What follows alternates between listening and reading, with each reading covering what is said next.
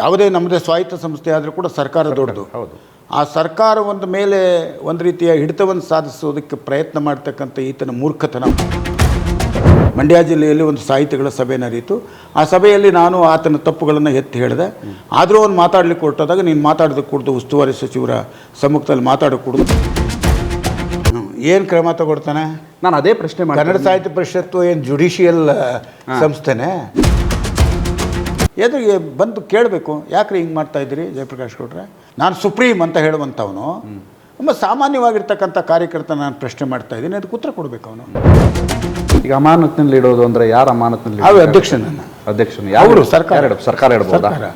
ಈತ ಒಬ್ಬನೇ ನಾಡೋಜ ಮಹೇಶ್ ಜೋಶಿ, ಶ್ರೀ ಮಹೇಶ್ ಜೋಶಿ ಅಂತ ಬರೆದ್ರೆ ಒಪ್ಪೋದಿಲ್ಲ ಅವನು. ನಾಡೋಜ ಮಹೇಶ್ ಜೋಶಿ ಅಂತ ಬರಬೇಕು. ನಮಸ್ಕಾರ ವೀಕ್ಷಕರೇ.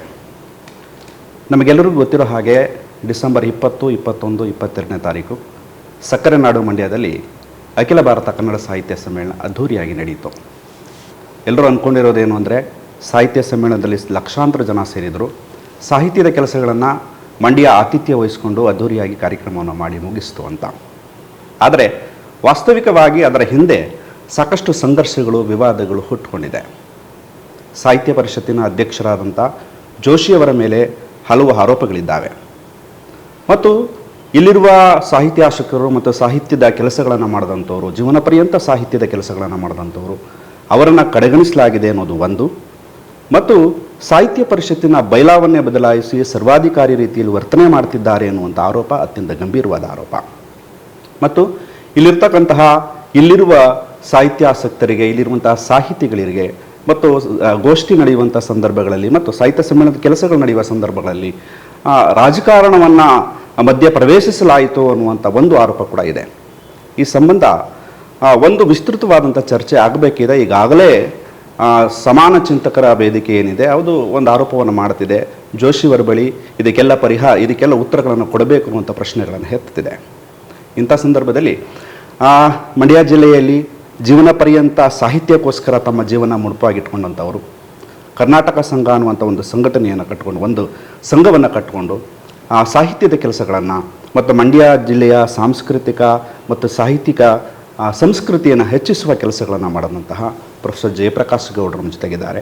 ಇವತ್ತು ಇದೇನು ಸಂಘರ್ಷ ಏನಿದೆ, ವಿವಾದ ಏನಿದೆ, ಇದರ ಬಗ್ಗೆ ಒಂದು ಸಣ್ಣ ಒಂದು ಚರ್ಚೆಯನ್ನು ಮಾಡುವಂಥದ್ದು. ಮೊದಲಿಗೆ ಪ್ರೊಫೆಸರ್ ಜಯಪ್ರಕಾಶ್ ಗೌಡರು ನಮ್ಮ ಜೊತೆಗಿದ್ದಾರೆ. ಅವರಿಗೆ ಕಾರ್ಯಕ್ರಮಕ್ಕೆ ಸ್ವಾಗತವನ್ನು ಕೋರ್ತೀನಿ. ಸರ್ ನಮಸ್ಕಾರ. ನಮಸ್ಕಾರ ಸರ್. ಈಗ ಮಂಡ್ಯ ಜಿಲ್ಲೆ ಎನ್ನುವಾಗ ಕನ್ನಡದ ವಿಷಯಕ್ಕೆ ಬಂದಾಗ, ಸಾಹಿತ್ಯದ ವಿಷಯಕ್ಕೆ ಬಂದಾಗ ಮುಂಚೂಣಿಯಲ್ಲಿ ನಿಲ್ಲುವಂಥವರು ಪ್ರೊಫೆಸರ್ ಜಯಪ್ರಕಾಶ್ ಗೌಡರು ಮತ್ತು ಇಲ್ಲಿರುವಂಥ ಎಲ್ಲ ಸಾಹಿತ್ಯಾಸಕ್ತರನ್ನು ಸಂಘಟಿಸಿಕೊಂಡು ಕಾರ್ಯಕ್ರಮಗಳನ್ನು ಮಾಡಿದಂಥವರು. ಜೋಶಿಯವರು ಸಾಹಿತ್ಯ ಪರಿಷತ್ತಿನ ಚುನಾವಣೆಯ ಸಂದರ್ಭಕ್ಕೆ ಬಂದಾಗ ಮಂಡ್ಯ ಜಿಲ್ಲೆಯಲ್ಲಿ ಮೊದಲು ನಾನು ಸಾಹಿತ್ಯ ಸಮ್ಮೇಳನವನ್ನು ಮಾಡ್ತೀನಿ ಎನ್ನುವಂತಹ ಭರವಸೆಗಳನ್ನು ಕೊಡೋದ್ರ ಮೂಲಕ ಚುನಾವಣೆಯಲ್ಲಿ ಗೆದ್ದವರು. ಅದರ ಪ್ರಕಾರವೇ ಸಾಹಿತ್ಯ ಸಮ್ಮೇಳನ ಅವರ ಕಾಲಾವಧಿಯಲ್ಲಿ ಮೊದಲ ಸಾಹಿತ್ಯ ಸಮ್ಮೇಳನ ನಡೆಯುತ್ತೆ. ನಮಗೆ ಗೊತ್ತಿರೋದು, ಸಾರ್ವಜನಿಕರಿಗೆ ಗೊತ್ತಿರೋದು ಸಹ ಸಾಹಿತ್ಯ ಸಮ್ಮೇಳನ ತುಂಬ ಚೆನ್ನಾಗಿ ನಡೆದಿದೆ, ಲಕ್ಷಾಂತರ ಜನ ಸೇರಿದ್ರು. ಅಂದರೆ ಮಂಡ್ಯ ಜಿಲ್ಲೆ ಆತಿಥ್ಯ ವಹಿಸಿಕೊಂಡು ತುಂಬ ಅದ್ಧೂರಿಯಾಗಿ ಕಾರ್ಯಕ್ರಮ ಮಾಡಿದೆ ಅಂತ. ಅದರ ಆಚೆಗೂ ಒಂದು ವಿವಾದ, ಒಂದು ಸಂಘರ್ಷ ಇದೆ ಎನ್ನುವುದು ನಿಮ್ಮ ಎಲ್ಲ ಸಮಾನ ಮನಸ್ಕರ ಮತ್ತು ಸಾಹಿತ್ಯದಲ್ಲಿ ಕೆಲಸ ಮಾಡಿದಂಥವರ ಅಭಿಪ್ರಾಯಗಳು ವ್ಯಕ್ತ ಆಗ್ತಿದ್ದಾಗ ನಮ್ಗೆ ಅರ್ಥ ಆಗ್ತಿದೆ. ಏನಿದು ಸರ್ ಸಂಘರ್ಷ? ಮಂಡ್ಯ ಜಿಲ್ಲೆಯಲ್ಲಿ 1994ರಲ್ಲಿ 67ನೇ ಅಖಿಲ ಭಾರತ ಸಾಹಿತ್ಯ ಸಮ್ಮೇಳನ ನಡೆಯಿತು. ಆವತ್ತಿನ ಸಂದರ್ಭದಲ್ಲಿ ರಾಜ್ಯದ ಅಧ್ಯಕ್ಷರಾಗಿದ್ದಂಥವರು ಸನ್ಮಾನ್ಯ ಗುರು ಚನ್ನಬಸಪ್ಪನವರು, ಸಮ್ಮೇಳನಾಧ್ಯಕ್ಷರಾಗಿದ್ದಂಥವರು ನಾಡಿನ ಪ್ರಸಿದ್ಧ ಲೇಖಕರಾಗಿರ್ತಕ್ಕಂಥ ನಿರಂಜನ ಅವರು, ಅದರ ನೇತೃತ್ವವನ್ನು ವಹಿಸಿದ್ದಂಥವರು ಸನ್ಮಾನ್ಯ ಜಿ ಮಾದೇಗೌಡರು. ಅವತ್ತು ಸ್ಟೇಡಿಯಂನಲ್ಲಿ ನಡೆದಂಥ ಸಮ್ಮೇಳನ ತುಂಬ ಅಚ್ಚುಕಟ್ಟಾಗಿ ವ್ಯವಸ್ಥಿತವಾಗಿ ನಡೀತು. ಆಯಿತು, ಈಗ ಸಾಕಷ್ಟು 94ಕ್ಕೂ ಈಗೂ ಭಾಳಷ್ಟು ವ್ಯತ್ಯಾಸ ಇದೆ. ಅವತ್ತಿನ ಖರ್ಚು ವೆಚ್ಚಗಳಿಗೂ ಇವತ್ತಿನ ವೆಚ್ಚಗಳಿಗೂ ಸಾಕಷ್ಟು ವ್ಯತ್ಯಾಸ ಇದೆ. ನಾನು ಸಾಹಿತ್ಯ ಸಮ್ಮೇಳನವನ್ನು ಅದ್ಧೂರಿಯಾಗಿ ನಡೆಸ್ಬೋದು ಸಲ್ಲ ಅಂತ ಹೇಳೋದಿಲ್ಲ ನಾನು. ಆದರೆ ಅದನ್ನು ಅರ್ಥಪೂರ್ಣವಾಗಿ ಮಾಡಿಸ್ಬೇಕಾಗಿರ್ತಕ್ಕಂಥ ಜವಾಬ್ದಾರಿ ಯಾರ್ದು? ಸನ್ಮಾನ್ಯ ಕನ್ನಡ ಸಾಹಿತ್ಯ ಪರಿಷತ್ತಿನ ಅಧ್ಯಕ್ಷರು. ಅದರ ಆತಿಥ್ಯವನ್ನು ನೋಡಿಕೊಳ್ಳೋದು, ಅದಕ್ಕೆ ಖರ್ಚು ವೆಚ್ಚಗಳನ್ನು ಸರಿದೂಗಿಸ್ತಕ್ಕಂಥದ್ದು ಸರ್ಕಾರ ಮತ್ತು ಉಸ್ತುವಾರಿ ಸಚಿವರೇ ಹೊರತು ಅವರಲ್ಲ. ಈ ಸಾಹಿತ್ಯ ಸಮ್ಮೇಳನ ತಾನು ನಡೀಬೇಕಾಗಿರ್ತಕ್ಕಂಥ ಹಾದಿಯಲ್ಲೇ ನಡೀಬೇಕು ಅಂತ ಒತ್ತಾಯ ಮಾಡಬೇಕಾಗಿದ್ದಂಥವನು ಸಾಹಿತ್ಯ ಪರಿಷತ್ನ ಅಧ್ಯಕ್ಷ. ಈತ ಏನು ಮಾಡ್ದ, ಪ್ರಚಾರಕ್ಕೆ ಬಲಿ ಬಿದ್ದರು ಅಂತ ನಾನು ಹೇಳೋದು. ಸುಮಾರು ಅದು ಊರಿನಿಂದ ದೂರ ಆಗಿದ್ದಂಥ ಪ್ರದೇಶವನ್ನು ಆಯ್ಕೆ ಮಾಡಿಕೊಂಡು ತಪ್ಪು ಅನ್ನುವಂಥದ್ದು ನಮ್ಮ ವಾದ. ಆದರೂ 7 ಲಕ್ಷ 8 ಲಕ್ಷ ಬರ್ತಾರೆ, ಅದಕ್ಕೋಸ್ಕರ ಇಲ್ಲೆಲ್ಲೂ ಸ್ಥಳ ಸಾಲೋದಿಲ್ಲ ಅಂತೇಳಿ ಅಲ್ಲಿಗೆ ಓದಿದ್ದು ಇವತ್ತು ಅದು ಕೂಡ ಇನ್ನೂ ವಿವಾದದಲ್ಲೇ ಇದೆ. ಅಲ್ಲಿ ಜಮೀನನ್ನು, ಖಾಸಗಿ ಜಮೀನನ್ನು ಮಟ್ಟ ಮಾಡಿಸ್ತೀವಿ ಅಂತ ತಗೊಂಡು ದುಡ್ಡನ್ನು ಕೊಟ್ಟಿಲ್ಲ ಅಂತ ಅದರ ಬಗ್ಗೆ ನಾನು ಹೋಗೋದಿಲ್ಲ. ಆದರೆ ಸಮ್ಮೇಳನ ಆಯಿತು, ಚೆನ್ನಾಗಾಯಿತು. ನಮ್ಮ ಉಸ್ತುವಾರಿ ಸಚಿವರು ತನ್ನ ತಂಡದ ಜೊತೆಯಲ್ಲಿ ಚೆನ್ನಾಗಿ ಕೆಲಸ ಮಾಡಿದ್ರು. ಲಕ್ಷಾಂತರ ಜನ ಬಂದು ಊಟ ಮಾಡಿದ್ರು, ಸಂತೋಷಪಟ್ಟರು, ಹೋದರು. ಅದು ಯಶಸ್ವಿ ಆಯಿತು ಅನ್ನುವಂಥದ್ದು ಆ ದೃಷ್ಟಿಯಿಂದ ಯಶಸ್ವಿ ಆಯಿತು. ಆದರೆ ಸಾಹಿತ್ಯಿಕ ದೃಷ್ಟಿಯಿಂದ ನನಗೆ ಕೆಲವು ಅನುಮಾನಗಳಿದ್ದಾವೆ. ಈತ ನಡೆದುಕೊಂಡಂಥ ರೀತಿ, ಸಾಹಿತಿಗಳ ಜೊತೆಯಲ್ಲಿ ನಡೆದುಕೊಂಡಂಥ ರೀತಿ, ಮತ್ತು ಇಲ್ಲಿಯ ಸ್ಥಳೀಯ ಕಾರ್ಯಕರ್ತರ ಜೊತೆಯಲ್ಲಿ ನಡೆದುಕೊಂಡಂಥ ರೀತಿ, ಇದು ನಮ್ಗೆ ಯಾಕೋ ಸರಿ ಬರಲಿಲ್ಲ ಅದು. ಮತ್ತು ಆತ ಬರುವಾಗಲೇ ನಾನು ಹಾವೇರಿ ಮಾದರಿಯನ್ನು ಅನುಸರಿಸ್ತೇನೆ ಅಂತ ಹೇಳಿದಂಥದ್ದು ನನಗೆ ಇಷ್ಟ ಆಗಲಿಲ್ಲ. ಹಾವೇರಿದ್ದೇ ಒಂದು ಮಾದರಿ ಇದೆ, ಅಲ್ಲ, ಪ್ರತಿಯೊಂದು ಮಂಡ್ಯದೇ ಆದಂಥ ಒಂದು ಮಾದರಿ ಇದೆ. ಈ ಮಾದರಿಯನ್ನು ನಿಮ್ಮ ಮಾದರಿ ಏನು ಅಂತ, ಅಥವಾ ನೀವು ಹೇಗೆ ನಡೆಸಬೇಕು ಅಂತ ಇದ್ರಿ, ನಮ್ಮ ಅಭಿಪ್ರಾಯಗಳನ್ನೇ ಕೇಳದೇ ಇರುವಂಥದ್ದು. ತನ್ನ ಅಭಿಪ್ರಾಯವನ್ನು ನಮ್ಮ ಮೇಲೆ ಏರ್ಲಿಕ್ಕೆ ಬಂದಾಗಲೇ ನಾನು ಪ್ರಥಮವಾಗಿ ಪ್ರತಿಭಟಿಸಿದೆ. ಆಯಿತು, ಅದು ನಡ್ಕೊಂಡು ಹೋಯಿತು, ಅದೇನಾದರೂ ಆಗಿರಲಿ. ಕೊನೆಯಲ್ಲಿ ಆತನೇ ಏನು ಮಾಡಿದಾಗ, ನಮ್ಮ ಸಾಹಿತ್ಯ ಪರಿಷತ್ತಿನ, ಮಂಡ್ಯ ಜಿಲ್ಲಾ ಸಾಹಿತ್ಯ ಪರಿಷತ್ತಿನ ಅಧ್ಯಕ್ಷ ಆದಂಥ ರವಿಕುಮಾರ್ ತೀರ್ಕೊಂಡಿದ್ರು. ಚಾಮಲಾಪುರದ ರವಿಕುಮಾರ್ ತೀರ್ಕೊಂಡಿದ್ರು. ಆ ಹುದ್ದೆ ಖಾಲಿ ಇತ್ತು. ಆ ಸಂದರ್ಭದಲ್ಲಿ ಸಮ್ಮೇಳನ ನಡೀತಕ್ಕಂಥ ಸಂದರ್ಭದಲ್ಲಿ ಒಬ್ಬರು ಸಂಚಾಲಕರನ್ನು ನೇಮಿಸ್ಕೊಂಡ್ರು. ಸಂಚಾಲಕರು ಯಾರು ಮಾಡಿದ್ರು, ಅವರೇ ಇಷ್ಟಪಟ್ಟಂಥ ಡಾಕ್ಟರ್ ಮೀರಾ ಶಿವಲಿಂಗಯ್ಯನವರು ಸಂಚಾಲಕರು ಮಾಡಿಕೊಂಡ್ರು, ನಡ್ಕೊಂಡು ಹೋಗ್ತಾಯಿತ್ತು. ಆದರೆ ಬರ್ತಾ ಬರ್ತಾ ಮೀರಾ ಶಿವಲಿಂಗಯ್ಯನವ್ರನ್ನು ಕೂಡ ತುಂಬ ಕಡೆಗಣಿಸುವಂಥ ಅಥವಾ ಅವಮಾನಿಸುವಂಥ ಘಟನೆಗಳನ್ನು ಅವ್ರು ಮಾಡಿದ್ರು ಅಂತ ಬಂದು ಹೇಳಿಕೊಂಡ್ರು. ಅದನ್ನು ಪ್ರಶ್ನೆನೂ ಮಾಡಿದ್ವಿ ನಾವು, ಅದು ಬೇರೆ ವಿಷಯ. ಅದೇ ಅವಮಾನಿಸುವಂಥ ಘಟನೆ ಅನ್ನೋ ವಿಷಯಕ್ಕೆ ಬಂದಾಗ ಸರ್, ಕಾರ್ಯಕಾರಿ ಸಮಿತಿ ಸಭೆ ನಡೆಯುವಾಗ ಅವರ ಕಾರಣಕ್ಕಾಗಿ ಒಂದು ಬೆಂಗಳೂರಿನಲ್ಲಿ ಅಧ್ಯಕ್ಷರ ಆಯ್ಕೆಯನ್ನು ಮಾಡುವಂಥ ಸಂದರ್ಭದಲ್ಲಿ ಕಾರ್ಯಕಾರಿ ಸಮಿತಿ ಸಭೆ ಸೇರಿತ್ತಂತೆ. ಆ ಸಭೆಗೆ ಇಲ್ಲಿಯ ಸಂಚಾಲಕರನ್ನು, ಮಂಡ್ಯ ಜಿಲ್ಲೆಯ ಪ್ರತಿನಿಧಿಯಾಗಿರ್ತಕ್ಕಂಥ ಸಂಚಾಲಕರನ್ನ ಸಭೆಗೆ ಆಹ್ವಾನಿಸಿದ ಮೇಲೆ ಅವರಿಗೆ ವೋಟ್ ಮಾಡುವ ಅಧಿಕಾರ ಇಲ್ಲ, ಒಪ್ಕೊಳ್ಳೋಣ. ಆದರೆ ಅವರನ್ನು ಸಭೆ ಕರೆದ ಮೇಲೆ ಕೂರಿಸ್ಬೋದಾಗಿತ್ತು ಎಲ್ಲರ ಅಭಿಪ್ರಾಯಗಳನ್ನು. ಆತ ಇಲ್ಲ, ನೀವು ಬರಬೇಕಾದ ಅವಶ್ಯಕತೆ ಇಲ್ಲ ಅಂತ ಹೊರಗಡೆ ಕಳಿಸಿ ಅವಮಾನ ಮಾಡಿರ್ತಕ್ಕಂಥದ್ದು. ಇದು ಮಂಡ್ಯ ಜಿಲ್ಲೆಯ ಜನಕ್ಕೆ ಅವಮಾನ ಮಾಡುವಂಥದ್ದು. ಅದರಲ್ಲೂ ಕೂಡ ನಾವು ಮಹಿಳೆಗೆ ಮಾಡಿದಂಥ ಅವಮಾನ. ಆ ಮಹಿಳೆ ಬಂದು ಭಾಳ ಕಣ್ಣೀರು ಹಾಕ್ಕೊಂಡು ನನಗೆ ಈ ರೀತಿ ಅವಮಾನ ಮಾಡಿದ್ರು ಅಂದಾಗ ನಾನು ಹೇಳಿದೆ, ತಕ್ಷಣವೇ ನೀವು ಮಹಿಳಾ ಆಯೋಗಕ್ಕೆ ದೂರು ಕೊಡಿ. ಮಹಿಳೆಯರ ಬಗ್ಗೆ ಅಸಭ್ಯವಾಗಿ ವರ್ತಿಸಿದ್ದಾನೆ, ಆತ ನಡೆದುಕೊಳ್ಬೇಕಂತ ರೀತಿಯಲ್ಲಿ ನಡೆದುಕೊಳ್ಳಿಲ್ಲ ಅನ್ನುವಂಥದ್ದನ್ನು ಹೇಳಿದೆ. ಅವ್ರು ಕೇಳಲಿಲ್ಲ. ಆಮೇಲೆ ಇನ್ನೊಂದು ನನ್ನ ಪ್ರಶ್ನೆ ಏನು ಅಂತಂದರೆ, ಈಗಾಗಲೇ ಅವ್ರು ನಾಮಿನೇಟೆಡ್ ಸದಸ್ಯರಿಗೆ, ನಾಮನಿರ್ದೇಶನ ಮಾಡತಕ್ಕಂಥ ಸದಸ್ಯರಿಗೆ ಒಟ್ಟು ಕೊಟ್ಟಿದ್ದಾನೆ. ಇವರು ನಾಮನಿರ್ದೇಶನ, ಅವರಿಂದಲೇ ನಾಮನಿರ್ದೇಶನ ಆಗಿರ್ತಕ್ಕಂಥವ್ರು, ಇವ್ರಿಗೆ ಯಾಕೆ ಒಟ್ಟು ಕೊಟ್ಟಿಲ್ಲ? ಇದು ನನ್ನ ಪ್ರಶ್ನೆ. ಅದಾಯಿತು, ಹೋಗಲಿ, ಸುಮ್ಮನಾದ್ವಿ. ಆಮೇಲೆ ಸಮ್ಮೇಳನದ ಸಂದರ್ಭದಲ್ಲಿ ಏನಾಯಿತು, ಒಂದು ಸಾಹಿತಿಗಳ ಸಭೆಯಲ್ಲಿ, ಮಂಡ್ಯ ಜಿಲ್ಲೆಯಲ್ಲಿ ಒಂದು ಸಾಹಿತಿಗಳ ಸಭೆ ನಡೆಯಿತು. ಆ ಸಭೆಯಲ್ಲಿ ನಾನು ಆತನ ತಪ್ಪುಗಳನ್ನು ಎತ್ತಿ ಹೇಳಿದೆ. ಆದರೂ ಅವ್ನು ಮಾತಾಡಲಿಕ್ಕೆ ಹೊರಟಾದಾಗ, ನೀನು ಮಾತಾಡೋದಕ್ಕೆ ಕೂಡದು, ಉಸ್ತುವಾರಿ ಸಚಿವರ ಸಮ್ಮುಖದಲ್ಲಿ ಮಾತಾಡೋಕೆ ಕೂಡದು, ಅವ್ರು ಏನು ಹೇಳ್ತಾರೆ ಅದರ ಬಗ್ಗೆ ನೀನು ಕೇಳಬೇಕು, ಅವರು ಸ್ವಾಗತ ಸಮಿತಿ ಅಧ್ಯಕ್ಷರು ಅಂತ ಹೇಳಿದೆ. ಮಾತಿಗೆ ಅವ್ನು ನಿಂತ್ಕೊಂಡ, ನಾನು ತಡೆದೆ. ಅದು ಬೇರೆ ವಿಷಯ. ಅದನ್ನು ಇಟ್ಕೊಂಡು ನೀವು ಹೇಳಿಕೆ ಕೊಡಬೇಕು ಅಂಥೇಳಿ ಆ ಎಮ್ಮನ್ನು ಒತ್ತಾಯ ಮಾಡ್ದ ಅಂತನ್ನುವಂಥದ್ದು. ಅವರು ಅದಕ್ಕೆ ಒಪ್ಪದೆ ಹೋದಾಗ ಅವ್ರ ಮೇಲೆ ದ್ವೇಷವನ್ನು ಸಾಧಿಸೋದಕ್ಕೆ ಪ್ರಾರಂಭ ಮಾಡಿದ್ರು ಅನ್ನುವಂಥದ್ದು ಮುಖ್ಯವಾದಂಥ ಸಂಘರ್ಷಕ್ಕೆ ಕಾರಣ ಆಯಿತು. ನಾನು ಒಬ್ಬ ಕರ್ನಾಟಕ ಸಂಘದ ಅಧ್ಯಕ್ಷನಾಗಿ, ಜಿಲ್ಲೆಯ ಭಾಳ ಪ್ರಮುಖವಾದಂಥ ಸಂಘಟನೆ ಅಧ್ಯಕ್ಷನಾಗಿ, ಮತ್ತು ನಾನು ಕೂಡ ಒಂದು ಉಪಸಮಿತಿಯ ಉಪಾಧ್ಯಕ್ಷನಾಗಿ, ಸಾಂಸ್ಕೃತಿಕ ಸಂಘಟನೆಗಳ ಉಪಸಮಿತಿಯ ಉಪಾಧ್ಯಕ್ಷನಾಗಿ ನಾನು ಎಲ್ಲ ಕೆಲಸಗಳನ್ನು ಮಾಡಿದ್ದೇನೆ. ನಾನು ಕೊಟ್ಟಿರ್ತಕ್ಕಂಥ ಜವಾಬ್ದಾರಿ ನಿರ್ವಹಿಸಿದ್ದೇನೆ.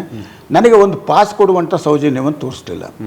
ನಾನು ಆ ಸಮ್ಮೇಳನಕ್ಕೆ ಹೋದಾಗ ಮುಖ್ಯಮಂತ್ರಿಗಳು ಬಂದಿದ್ದಾರೆ ಅನ್ನೋ ಕಾರಣಕ್ಕಾಗಿ ನಾನು ತಡೆದ್ರು. ನಾನು ಅಲ್ಲಿಂದ ವಾಪಸ್ ಬಂದುಬಿಟ್ಟೆ, ಮತ್ತು ಹೋಗಲೇ ಇಲ್ಲ. ಆದರೆ ಕೊನೆಯಲ್ಲಿ ಸಮ್ಮೇಳನ ಎಲ್ಲಿ ನಡಿಬೇಕು ಅನ್ನುವಂಥ ತೀರ್ಮಾನ ತಗೊಳ್ಳೋದಕ್ಕೆ ಒಂದು ಕಾರ್ಯಕಾರಿ ಸಮಿತಿ ಸಭೆ ನಡೆಯಿತು. ಮುಂದಿನ ಸಮ್ಮೇಳನವನ್ನು ಎಲ್ಲಿ ಮಾಡಬೇಕು ಅನ್ನೋದಕ್ಕೆ ಅಲ್ಲಿಗೆ ಈ ಎಮ್ಮನ್ನು ಇನ್ವೈಟ್ ಮಾಡಿದ್ದಾರೆ. ಇವರನ್ನು ಕರೆದಿದ್ದಾರೆ. ಕರೆದುಬಿಟ್ಟು ಇವ್ರು ಹೋದ್ಮೇಲೆ, ಇಲ್ಲ ನೀವು ಬರಬೇಕಾಗಿಲ್ಲ, ನೀವು ಹೋಗಬೇಕು ಅಂತ ಕಳಿಸ್ಬಿಟ್ಟಿದ್ದಾರೆ. ಆಗ ಇವರು ಕಣ್ಣೀರು ಹಾಕ್ಕೊಂಡು ವಾಪಸ್ ಬಂದಿದ್ದಾರೆ. ಬಂದಾಗ ಅಲ್ಲಿದ್ದಂಥ ಸೆಕ್ರೆಟರಿಗಳು ಮತ್ತು ಕಾರ್ಯಕರ್ತರು, ಯಾಕೆ ಮೇಡಮ್ ನೀವು ಕಣ್ಣೀರು ಹಾಕ್ತಾ ಇದ್ದೀರಿ ಅಂತ ಕೇಳಿದಾಗ ಇವ್ರು ನಡೆದದ್ದ ಘಟನೆಯನ್ನೇ ಹೇಳಿದ್ದಾರೆ. ನಮ್ಮ ಹರ್ಷ ಅನ್ನುವಂಥ ಕಾರ್ಯದರ್ಶಿಯವರು, ಮಂಡ್ಯ ಜಿಲ್ಲಾ ಕರ್ನಾಟಕ ಮಂಡ್ಯ ಜಿಲ್ಲಾ ಸಾಹಿತ್ಯ ಪರಿಷತ್ತಿನ ಕಾರ್ಯದರ್ಶಿಯಾಗಿ ಅವನೇ ನೇಮಿಸಿರೋದು. ಈ ಸಂಚಾಲಕರನ್ನು ಅವರೇ ನೇಮಿಸಿರೋದು, ಕಾರ್ಯದರ್ಶಿಯನ್ನು ಸಮ್ಮೇಳನದ ಕಾರ್ಯದರ್ಶಿನ ಅವರೇ ನೇಮಿಸಿರೋದು. ಅವರಿಬ್ಬರು ಯಾಕೆ ಈ ರೀತಿ ಅವಮಾನ ಮಾಡ್ತಾ ಇದ್ದೀರಿ ಅಂತ ಕೇಳಿದ್ದಾರೆ. ಅದಕ್ಕೆ ಅವರನ್ನು ನೀವು ಹೊರಗಡೆ ಹೋಗಬೇಕು ಹಾಗೆ ಹೀಗೆ ಅಂತ ಹೇಳಿ ಗಲಾಟೆಯಾಗಿದೆ ಅಂತೆ. ಅದರ ಸಮ್ಮೇಳನ ಮುಗೀತು. ಮಾರನೇ ಯಾರನ್ನೂ ಕೇಳ್ದೇನೆ ಅಟ್ಲೀಸ್ಟ್ ಥ್ಯಾಂಕ್ಸು ಹೇಳ್ದೇನೆ ಬೆಂಗಳೂರಿಗೆ ಹೊಟ್ಟೋಗಿದ್ದಾರೆ ಅವರು ಎಸ್ಕಾರ್ಟಲ್ಲಿ. ಇಲ್ಲೇನು ಎತ್ತ ಸಾಹಿತ್ಯ ಸರ್ವಾಧ್ಯಕ್ಷನನ್ನು ಕೂಡ ಬೀಳ್ಕೊಡುವ ಸೌಜನ್ಯವನ್ನು ತೋರಿಸ್ತಾನೆ ಬೆಳಿಗ್ಗೆ ಎದ್ದು ಎಸ್ಕಾರ್ಟಲ್ಲಿ ಹೊಟ್ಟೋಗಿದ್ದಾರೆ. ಅಲ್ಲೋಗಿ ಮಾರನೆಗೆ ಆ ಕಮಿಟಿಯನ್ನು ರದ್ದು ಮಾಡಿದ್ದಾನೆ. ಇದ್ದಕ್ಕಿದ್ದಾಗ ಒಂದು ದಿವಸವೂ ಆಗಿಲ್ಲ ಆ ಅಡ್ಯಾಕ್ ಕಮಿಟಿಯನ್ನು ರಚನೆ ಮಾಡಿದ್ರು. ಅಡ್ಯಾಕ್ ಕಮಿಟಿಯನ್ನು ರಚನೆ ಮಾಡಿದಾಗ ಸಂಬಂಧಪಟ್ಟವರು ಕೋರ್ಟ್ಗೆ ಹೋಗಿದ್ದಾರೆ, ಸ್ಟೇ ಆಗಿದೆ ಅದು. ಇದು ಅಲ್ಲಿಂದ ಈ ಘರ್ಷಣೆ ಸ್ಟಾರ್ಟ್ ಆಯಿತು. ಆದರೂ ಸುಮ್ಮನಿದ್ವಿ ನಾವು. ಆದರೆ ಏನು ಮಾಡ್ದಾಗಿತ್ತು, ಜಿಲ್ಲಾ ಸಾಹಿತ್ಯ ವಿಶೇಷ ಸಭೆಯನ್ನು ಕರೆದು ಬೈಲಾ ತಿದ್ದುಪಡಿಗೆ ಹೊರಟಾಯಿತು. ಆ ಬೈಲಾ ತಿದ್ದುಪಡಿಗೆ ಹೊರಟಾಗ ಅದರಲ್ಲಿ ಏನು ಮಾಡಿದ್ದಾನೆ ಬೈಲಾದಲ್ಲಿ ನೋಡಿ 1915ರಿಂದ ಪ್ರಾರಂಭವಾದಂಥ ಈ ಸಾಹಿತ್ಯ ಪರಿಷತ್ತಿನ ಬೈಲಾ ಈತ ಬರುವವರೆಗೆ 3 ಸಾರಿ ಬದಲಾವಣೆ ಆಗಿದೆ ಅಷ್ಟೇ. ಸುಮಾರು 100 ವರ್ಷದಲ್ಲಿ 3 ಸಾರಿ ಬದಲಾವಣೆ ಆಗಿದೆ. ಇವನು 3.5 ವರ್ಷದಲ್ಲಿ ಮೂರನೇ ಸಾರಿ ಬದಲಾವಣೆಗೆ ತಂದಿದ್ದಾನೆ.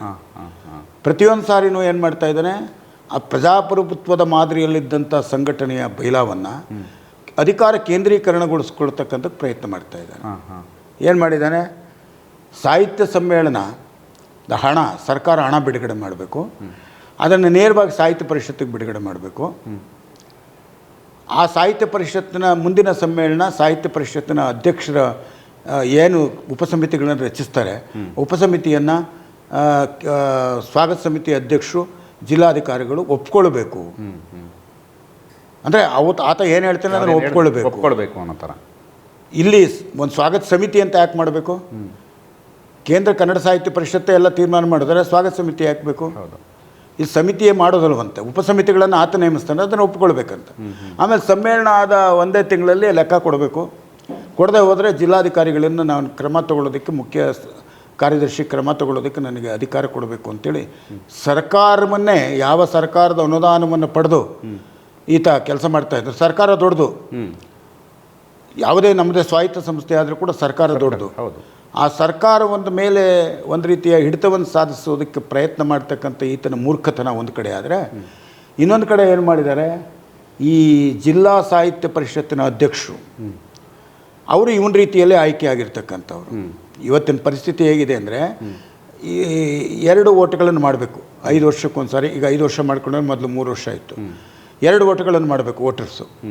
ಯಾರು, ಒಬ್ಬರು ಕೇಂದ್ರ ಸಾಹಿತ್ಯ ಪರಿಷತ್ತಿನ ಅಧ್ಯಕ್ಷನಿಗೆ, ಒಬ್ಬರು ಜಿಲ್ಲಾ ಸಾಹಿತ್ಯ ಪರಿಷತ್ ಅಧ್ಯಕ್ಷನಿಗೆ. ಇಬ್ಬರು ಇಂಡಿಪೆಂಡೆಂಟೇ.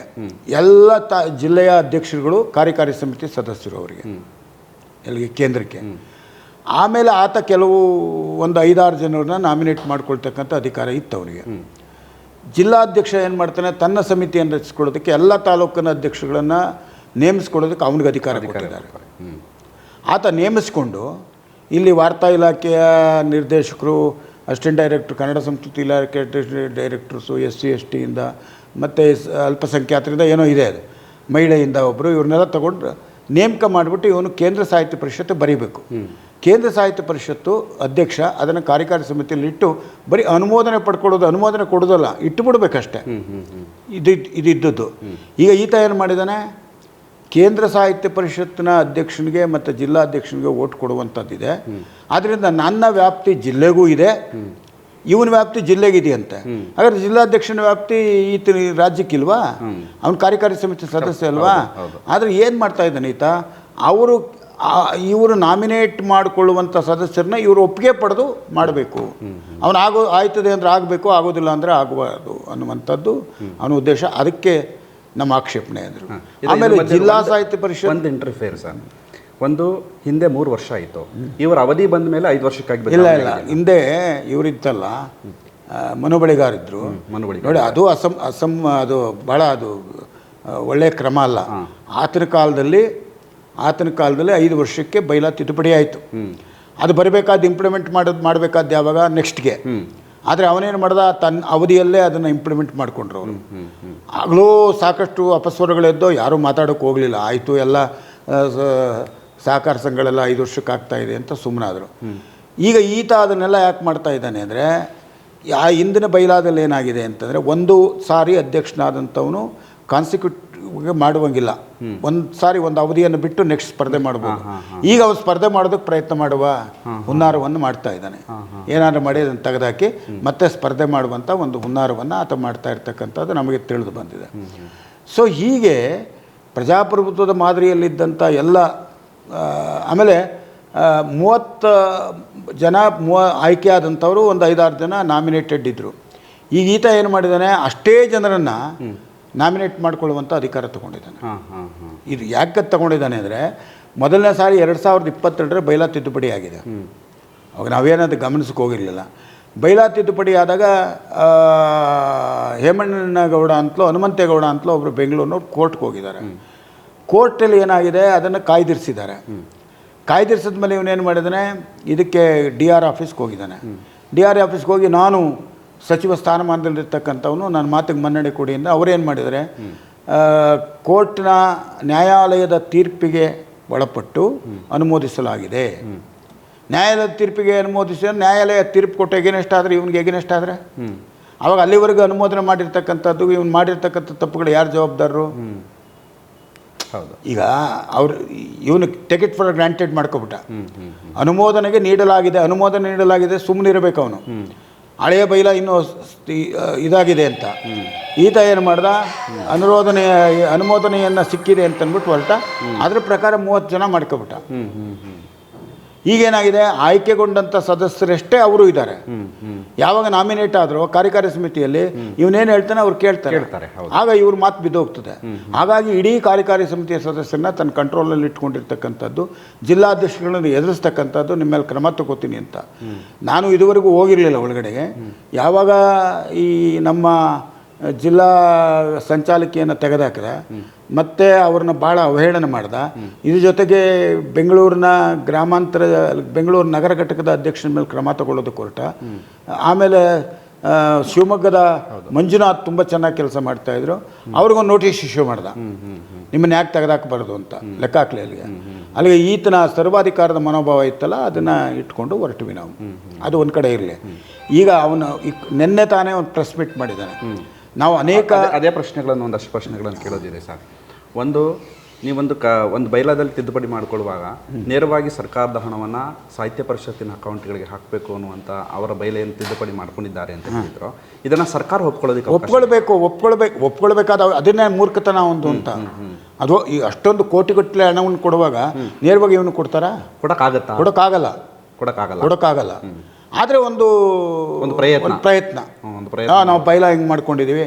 ಯಾಕಂದರೆ ಕನ್ನಡ ಸಾಹಿತ್ಯ, ಅದಕ್ಕೆ ಕಾರಣ ಏನು ಅಂದರೆ, ಕನ್ನಡ ಸಾಹಿತ್ಯ ಪರಿಷತ್ತನ್ನು ನಾವೇ ಏನು ಮಾಡಿದ್ದೀವಿ ಅಂದರೆ ಕನ್ನಡಿಗರ ಪ್ರಾತಿನಿಧಿಕ ಸಂಸ್ಥೆ ಅಂತ ಒಂದು ಜನಾಭಿಪ್ರಾಯವನ್ನು ರೂಢಿಸ್ಬಿಟ್ಟಿದ್ದೀವಿ. ಹೌದು. ನಾನು ಕೇಳೋದು, ನಿಂದು ಒಂದೇ ಅಲ್ಲಪ್ಪ ಕನ್ನಡಿಗರ ಪ್ರಾತಿನಿಧಿಕ ಸಂಸ್ಥೆ, ನಿನಗೆ ಯಾರು ಕೊಟ್ಟಿರೋರು ಸರ್ಟಿಫಿಕೇಟ್ನ? ನಾನು ಕೇಳ್ತಾ ಇದ್ದೀನಿ. ಈಗ ಕನ್ನಡಿಗರ ಪ್ರಾತಿನಿಧಿಕ ಸಂಸ್ಥೆ ಅಂತ ನೀನು ಹೇಳ್ಕೊತೀಯಲ್ಲ, ಯಾರು ನಿನಗೆ ಸರ್ಟಿಫಿಕೇಟ್ ಕೊಟ್ಟಿರೋ? ವೋಟರ್ಸ್ ಕೊಡ್ತಾರೆ ಸಾಹಿತ್ಯ ಪರಿಷತ್ತಿನ. 5 ಲಕ್ಷ ಇದೆ. 7 ಕೋಟಿ ಜನ ಇರುವ ಕಡೆಗೆ ನಮ್ಮದು ಕನ್ನಡಿಗರ ನಾವು ಕನ್ನಡದ ಕೆಲಸವನ್ನು ಮಾಡ್ತಕ್ಕಂಥದ್ದೆಲ್ಲ ಪ್ರಾತಿನಿಧಿಕ ಸಂಸ್ಥೆನೇ. ಕರ್ನಾಟಕ ಸಂಘವು ಪ್ರಾತಿನಿಧಿಕ ಹೌದು. ಸಂಖ್ಯೆ ಪ್ರಶ್ನೆ ಅಲ್ಲ. ಇದು ಕೂಡ ಹಲವಾರು ಕನ್ನಡ ಪರ ಮನಸ್ಸುಗಳು ಸೇರಿ ಮಾಡಿರ್ತಕ್ಕಂಥ ಒಂದು ಸಂಸ್ಥೆ. ವರ್ಷ ಪೂರ್ತಿ ಅದೇ ಕಾಯಕದ ಆ ರೀತಿಯಲ್ಲಿ ಏನಾಯಿತು ಅಂದರೆ, ಬೆಂಗಳೂರಿನಲ್ಲಿ ಇದ್ದದ್ರಿಂದ ಸಾಹಿತಿಗಳೆಲ್ಲ ಅದಕ್ಕೆ ಮೆಂಬರ್ ಆದರು. ಅದಕ್ಕೊಂದು ಮಹತ್ವ ಬಂತು. ಸಮ್ಮೇಳನವನ್ನು ಯಾಕೆ ಮಾಡೋದಕ್ಕೆ ಹೊರಟರು ಆವತ್ತಿನ ಸಾಹಿತಿಗಳು ಅಂದರೆ, ಸಮ್ಮೇಳನದ ಮೂಲಕ ಕನ್ನಡದ ಸ್ಥಾನಮಾನವನ್ನು ಸಾಮಾನ್ಯ ಜನರಲ್ಲಿ ಹೆಚ್ಚು ಮಾಡೋದಕ್ಕೆ, ಬಿತ್ತೋದಕ್ಕೆ. ಕನ್ನಡ ಶ್ರೇಷ್ಠವಾದದ್ದು. ಒಂದು ಕಾಲಕ್ಕೆ ಇಂಗ್ಲೀಷ್ನ ಪ್ರಭಾವಕ್ಕೆ ಒಳಗಾಗಿತ್ತು. ಆ ಇಂಗ್ಲೀಷ್ನಷ್ಟೇ ಸಮರ್ಥವಾಗಿರೋ ಭಾಷೆ ಇದು, ನಮ್ಮ ಭಾಷೆ ಆಡಳಿತ ಭಾಷೆ ಆಗಬೇಕು, ಶಿಕ್ಷಣದ ಭಾಷೆ ಮಾಧ್ಯಮದ ಭಾಷೆ ಆಗಬೇಕು ಅಂತೇಳಿ ಜನಸಾಮಾನ್ಯರಲ್ಲಿ ಇದನ್ನು ಬಿತ್ತಬೇಕು ಅಂತ ಹೊರಟದ್ದು ಸಮ್ಮೇಳನದ ಆಶಯ.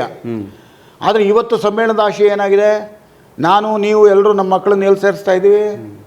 ಬರೀ ಆಶೆ ಘೋಷಣೆಯಾಗಿ ಕೂತು, ಕನ್ನಡ ಆಡಳಿತ ಭಾಷೆ ಆಗಿದೆಯಾ, ಕನ್ನಡ ಮಾಧ್ಯಮದ ಭಾಷೆ ಆಗಿದೆಯಾ? ಏನೂ ಆಗಿಲ್ಲ. ನಾವು ಮತ್ತೆ ಸಾಮಾನ್ಯ ಜನರು ಕೂಡ ಇಂಗ್ಲೀಷ್ ಶಾಲೆಗಳಿಗೆ ಹೋಗ್ತಾ ಇದ್ದಾರೆ. ಆಮೇಲೆ ಸಮ್ಮೇಳನ ಮಾಡಿದ್ರೆ ಪ್ರಯೋಜನ, ಯಾರಿಗೋಸ್ಕರ ಸಮ್ಮೇಳನ ಮಾಡ್ತಾ ಇದ್ದೀರಿ? What is the outcome? ನನ್ನ ಪ್ರಶ್ನೆ. ಒಂದು ಔಟ್ಕಮ್ ಬೇಕಲ್ವ ಅದಕ್ಕೆ.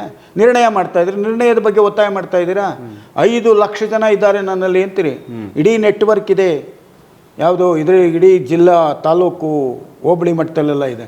ಯಾವತ್ತಾದರೂ ಇವ್ರನ್ನೆಲ್ಲ ಬಳಸ್ಕೊಂಡು ಸರ್ಕಾರದ ವಿರುದ್ಧವಾಗಿ ಭಾಷೆಯ ಪರವಾಗಿ ಧ್ವನಿ ಎತ್ತಿದ್ದೀರಾ? ಮನೆ ತಾನೇ ಬೆಳಗಾಂನಲ್ಲಿ ಅಟ್ಯಾಕ್ ಆಯಿತು ಕನ್ನಡಿಗರ ಮೇಲೆ, ಈತನ ಒಂದು ಹೇಳಿಕೆ ಬರಲಿಲ್ಲ. ಹೌದು. ಮತ್ತು ಬೆಂಗಳೂರಿನಲ್ಲಿ ಒಬ್ಬರು ಇದು ವೆಸ್ಟ್ ಬೆಂಗಾಲ್ನೂ ಯಾರೋ ಇದು ಮಾಡ್ದ ಅಂತ ಆಯಿತು, ಅದ್ರ ಬಗ್ಗೆ ಒಂದು ಚಕಾರ ಇತ್ತಿಲ್ಲ. ಆಮೇಲೆ ಆಡಳಿತ ಭಾಷೆ ಕನ್ನಡ ಆಗಬೇಕು, ಶಿಕ್ಷಣದ ಮಾಧ್ಯಮ ಕನ್ನಡ ಆಗಬೇಕು ಅನ್ನುವಂಥದ್ದಕ್ಕೆ ಎಲ್ಲಿ ಈತನ ಹೇಳಿಕೆಗಳು ಎಲ್ಲಿ ಬಂದಿದೆ ಅದನ್ನೆಲ್ಲ ಪ್ರಶ್ನೆ ಮಾಡಿದ್ದೀನಿ ನಾನು. ಆಮೇಲೆ ಸಾಹಿತ್ಯ ಪರಿಷತ್ತಲ್ಲಿ ಪ್ರಾಚೀನ ಕಾವ್ಯಗಳನ್ನು ಕುರಿತು ಮಾಡುವಂಥದ್ದು, ಉತ್ಕೃಷ್ಟವಾದಂಥ ಗ್ರಂಥಗಳು ಬರುವಂಥದ್ದು, ಸಾಹಿತ್ಯೇತರವಾಗಿರ್ತಕ್ಕಂಥ ವಿಚಾರಗಳಿಗೆ ಈತ ಹೆಚ್ಚು ಒತ್ತು ಕೊಡ್ತಾ ಇದ್ದಾನೆ. ಸಾಹಿತ್ಯ ರೀತಿ ಈಗ ಈ ಸರಿ ಈ ಕಡೆ ಚುನಾವಣೆಗಳನ್ನು ನೋಡ್ತಾ ಇದ್ರೆ ಸರ್, ಒಂದು ರೀತಿಯ ರಾಜಕಾರಣದ ಚುನಾವಣೆಗಳು ಎಲ್ಲ ಈಗ ಸಾಹಿತ್ಯ ಪರಿಷತ್ತಿನ ಚುನಾವಣೆಯು ಕೂಡ ರಾಜಕಾರಣವನ್ನು ಮೀರಿಸುವಷ್ಟು ಚುನಾವಣೆಗಳಾಗ್ತಿದೆ ಈಗ. ಅದು ಈತನ ಕಾಲದಲ್ಲಿ ನಾನು ಅದನ್ನ ಹೇಳಲಿಕ್ಕೆ ಹೊರಟೆ.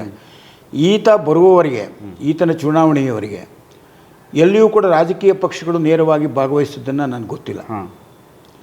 ಈತ ಶ್ರೀಕಂಠೇಗೌಡರ ಬಗ್ಗೆ ಇವತ್ತೊಂದು ಹೇಳಿಕೆ ಕೊಟ್ಟಿದ್ದಾರೆ. ಹೇಳಿಕೆ ಕೊಡ್ತಾರೆ, ಅದನ್ನ ಹೇಳ್ಬಿಡ್ತೀನಿ. ಒಂದು ಅಂದರೆ ಈಗ ಅವರು ಒಂದು ಬೈಲಾ ತಿದ್ದುಪಡಿಗೆ ಸಂಬಂಧಪಟ್ಟ ಹಾಗೆ ಒಂದು ಹೇಳಿಕೆಯನ್ನು ಅವರು ನಿನ್ನೆ ಪತ್ರಿಕಾಗೋಷ್ಠಿಯಲ್ಲಿ ಹೇಳ್ತಿರೋದು ಏನಂದರೆ, ಒಂದು ಉಪಸಮಿತಿ ಇತ್ತು, ಉಪಸಮಿತಿಯ ಶಿಫಾರಸ್ಸಿಗೆ ಅನುಗುಣವಾಗಿ ನಾವು ಬೈಲಾವನ್ನು ತಿದ್ದುಪಡಿ ಮಾಡಿದ್ದೇವೆ ಮತ್ತು ನಮ್ಮ ಉದ್ದೇಶ ನಾವು ಸರ್ವಾಧಿಕಾರಿಯಾಗುವ ಉದ್ದೇಶ ಅಲ್ಲ, ಬದಲಾಗಿ ನಾವೇನು ಮಾಡ್ತಾ ಇದ್ದೀವಿ, ಈ ಯುಗಕ್ಕೆ ಅದು ಸಾಹಿತ್ಯ ಪರಿಷತ್ತಿನ ನಿಯಮಗಳು ಅನ್ವಯ ಆಗಬೇಕು ಅನ್ನುವ ಕಾರಣಕ್ಕಾಗಿ ತಿದ್ದುಪಡಿ ಮಾಡ್ತಿದ್ದೇವೆ ಅನ್ನೋದು ಒಂದು.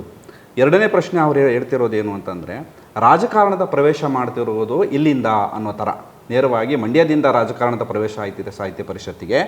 ಒಂದು ವೇಳೆ ಇದೇ ಮುಂದುವರೆದ್ರೆ ನಾವು ಕ್ರಮ ತೆಗೆದುಕೊಳ್ಬೇಕಾಗುತ್ತೆ ಕೊಡ್ತಾರೆ ಅವರು. ನೇರವಾಗಿ ಅಲ್ಲಿ ಒಂದು ಹೇಳಿಕೆ ಕೊಡುವಾಗ KT ಶ್ರೀಕಂಠೇಗೌಡರು ಮಧ್ಯದಲ್ಲಿ ಪ್ರವೇಶ ಮಾಡ್ತಾರೆ, ಅವರೊಬ್ಬರು ರಾಜಕಾರಣಿ ಆಗಿದ್ದಾರೆ, ಸಮಾನ ಮನಸ್ಕರ ವೇದಿಕೆಯಲ್ಲಿ ಕೊಡಬೇಕಾದ ಹೇಳಿಕೆಗಳನ್ನು ಕೊಡ್ತಿದ್ದಾರೆ, ರಾಜಕಾರಣವಾಗಿ ಪರಿವರ್ತನೆ ಆಗ್ತಿದೆ ಅದು.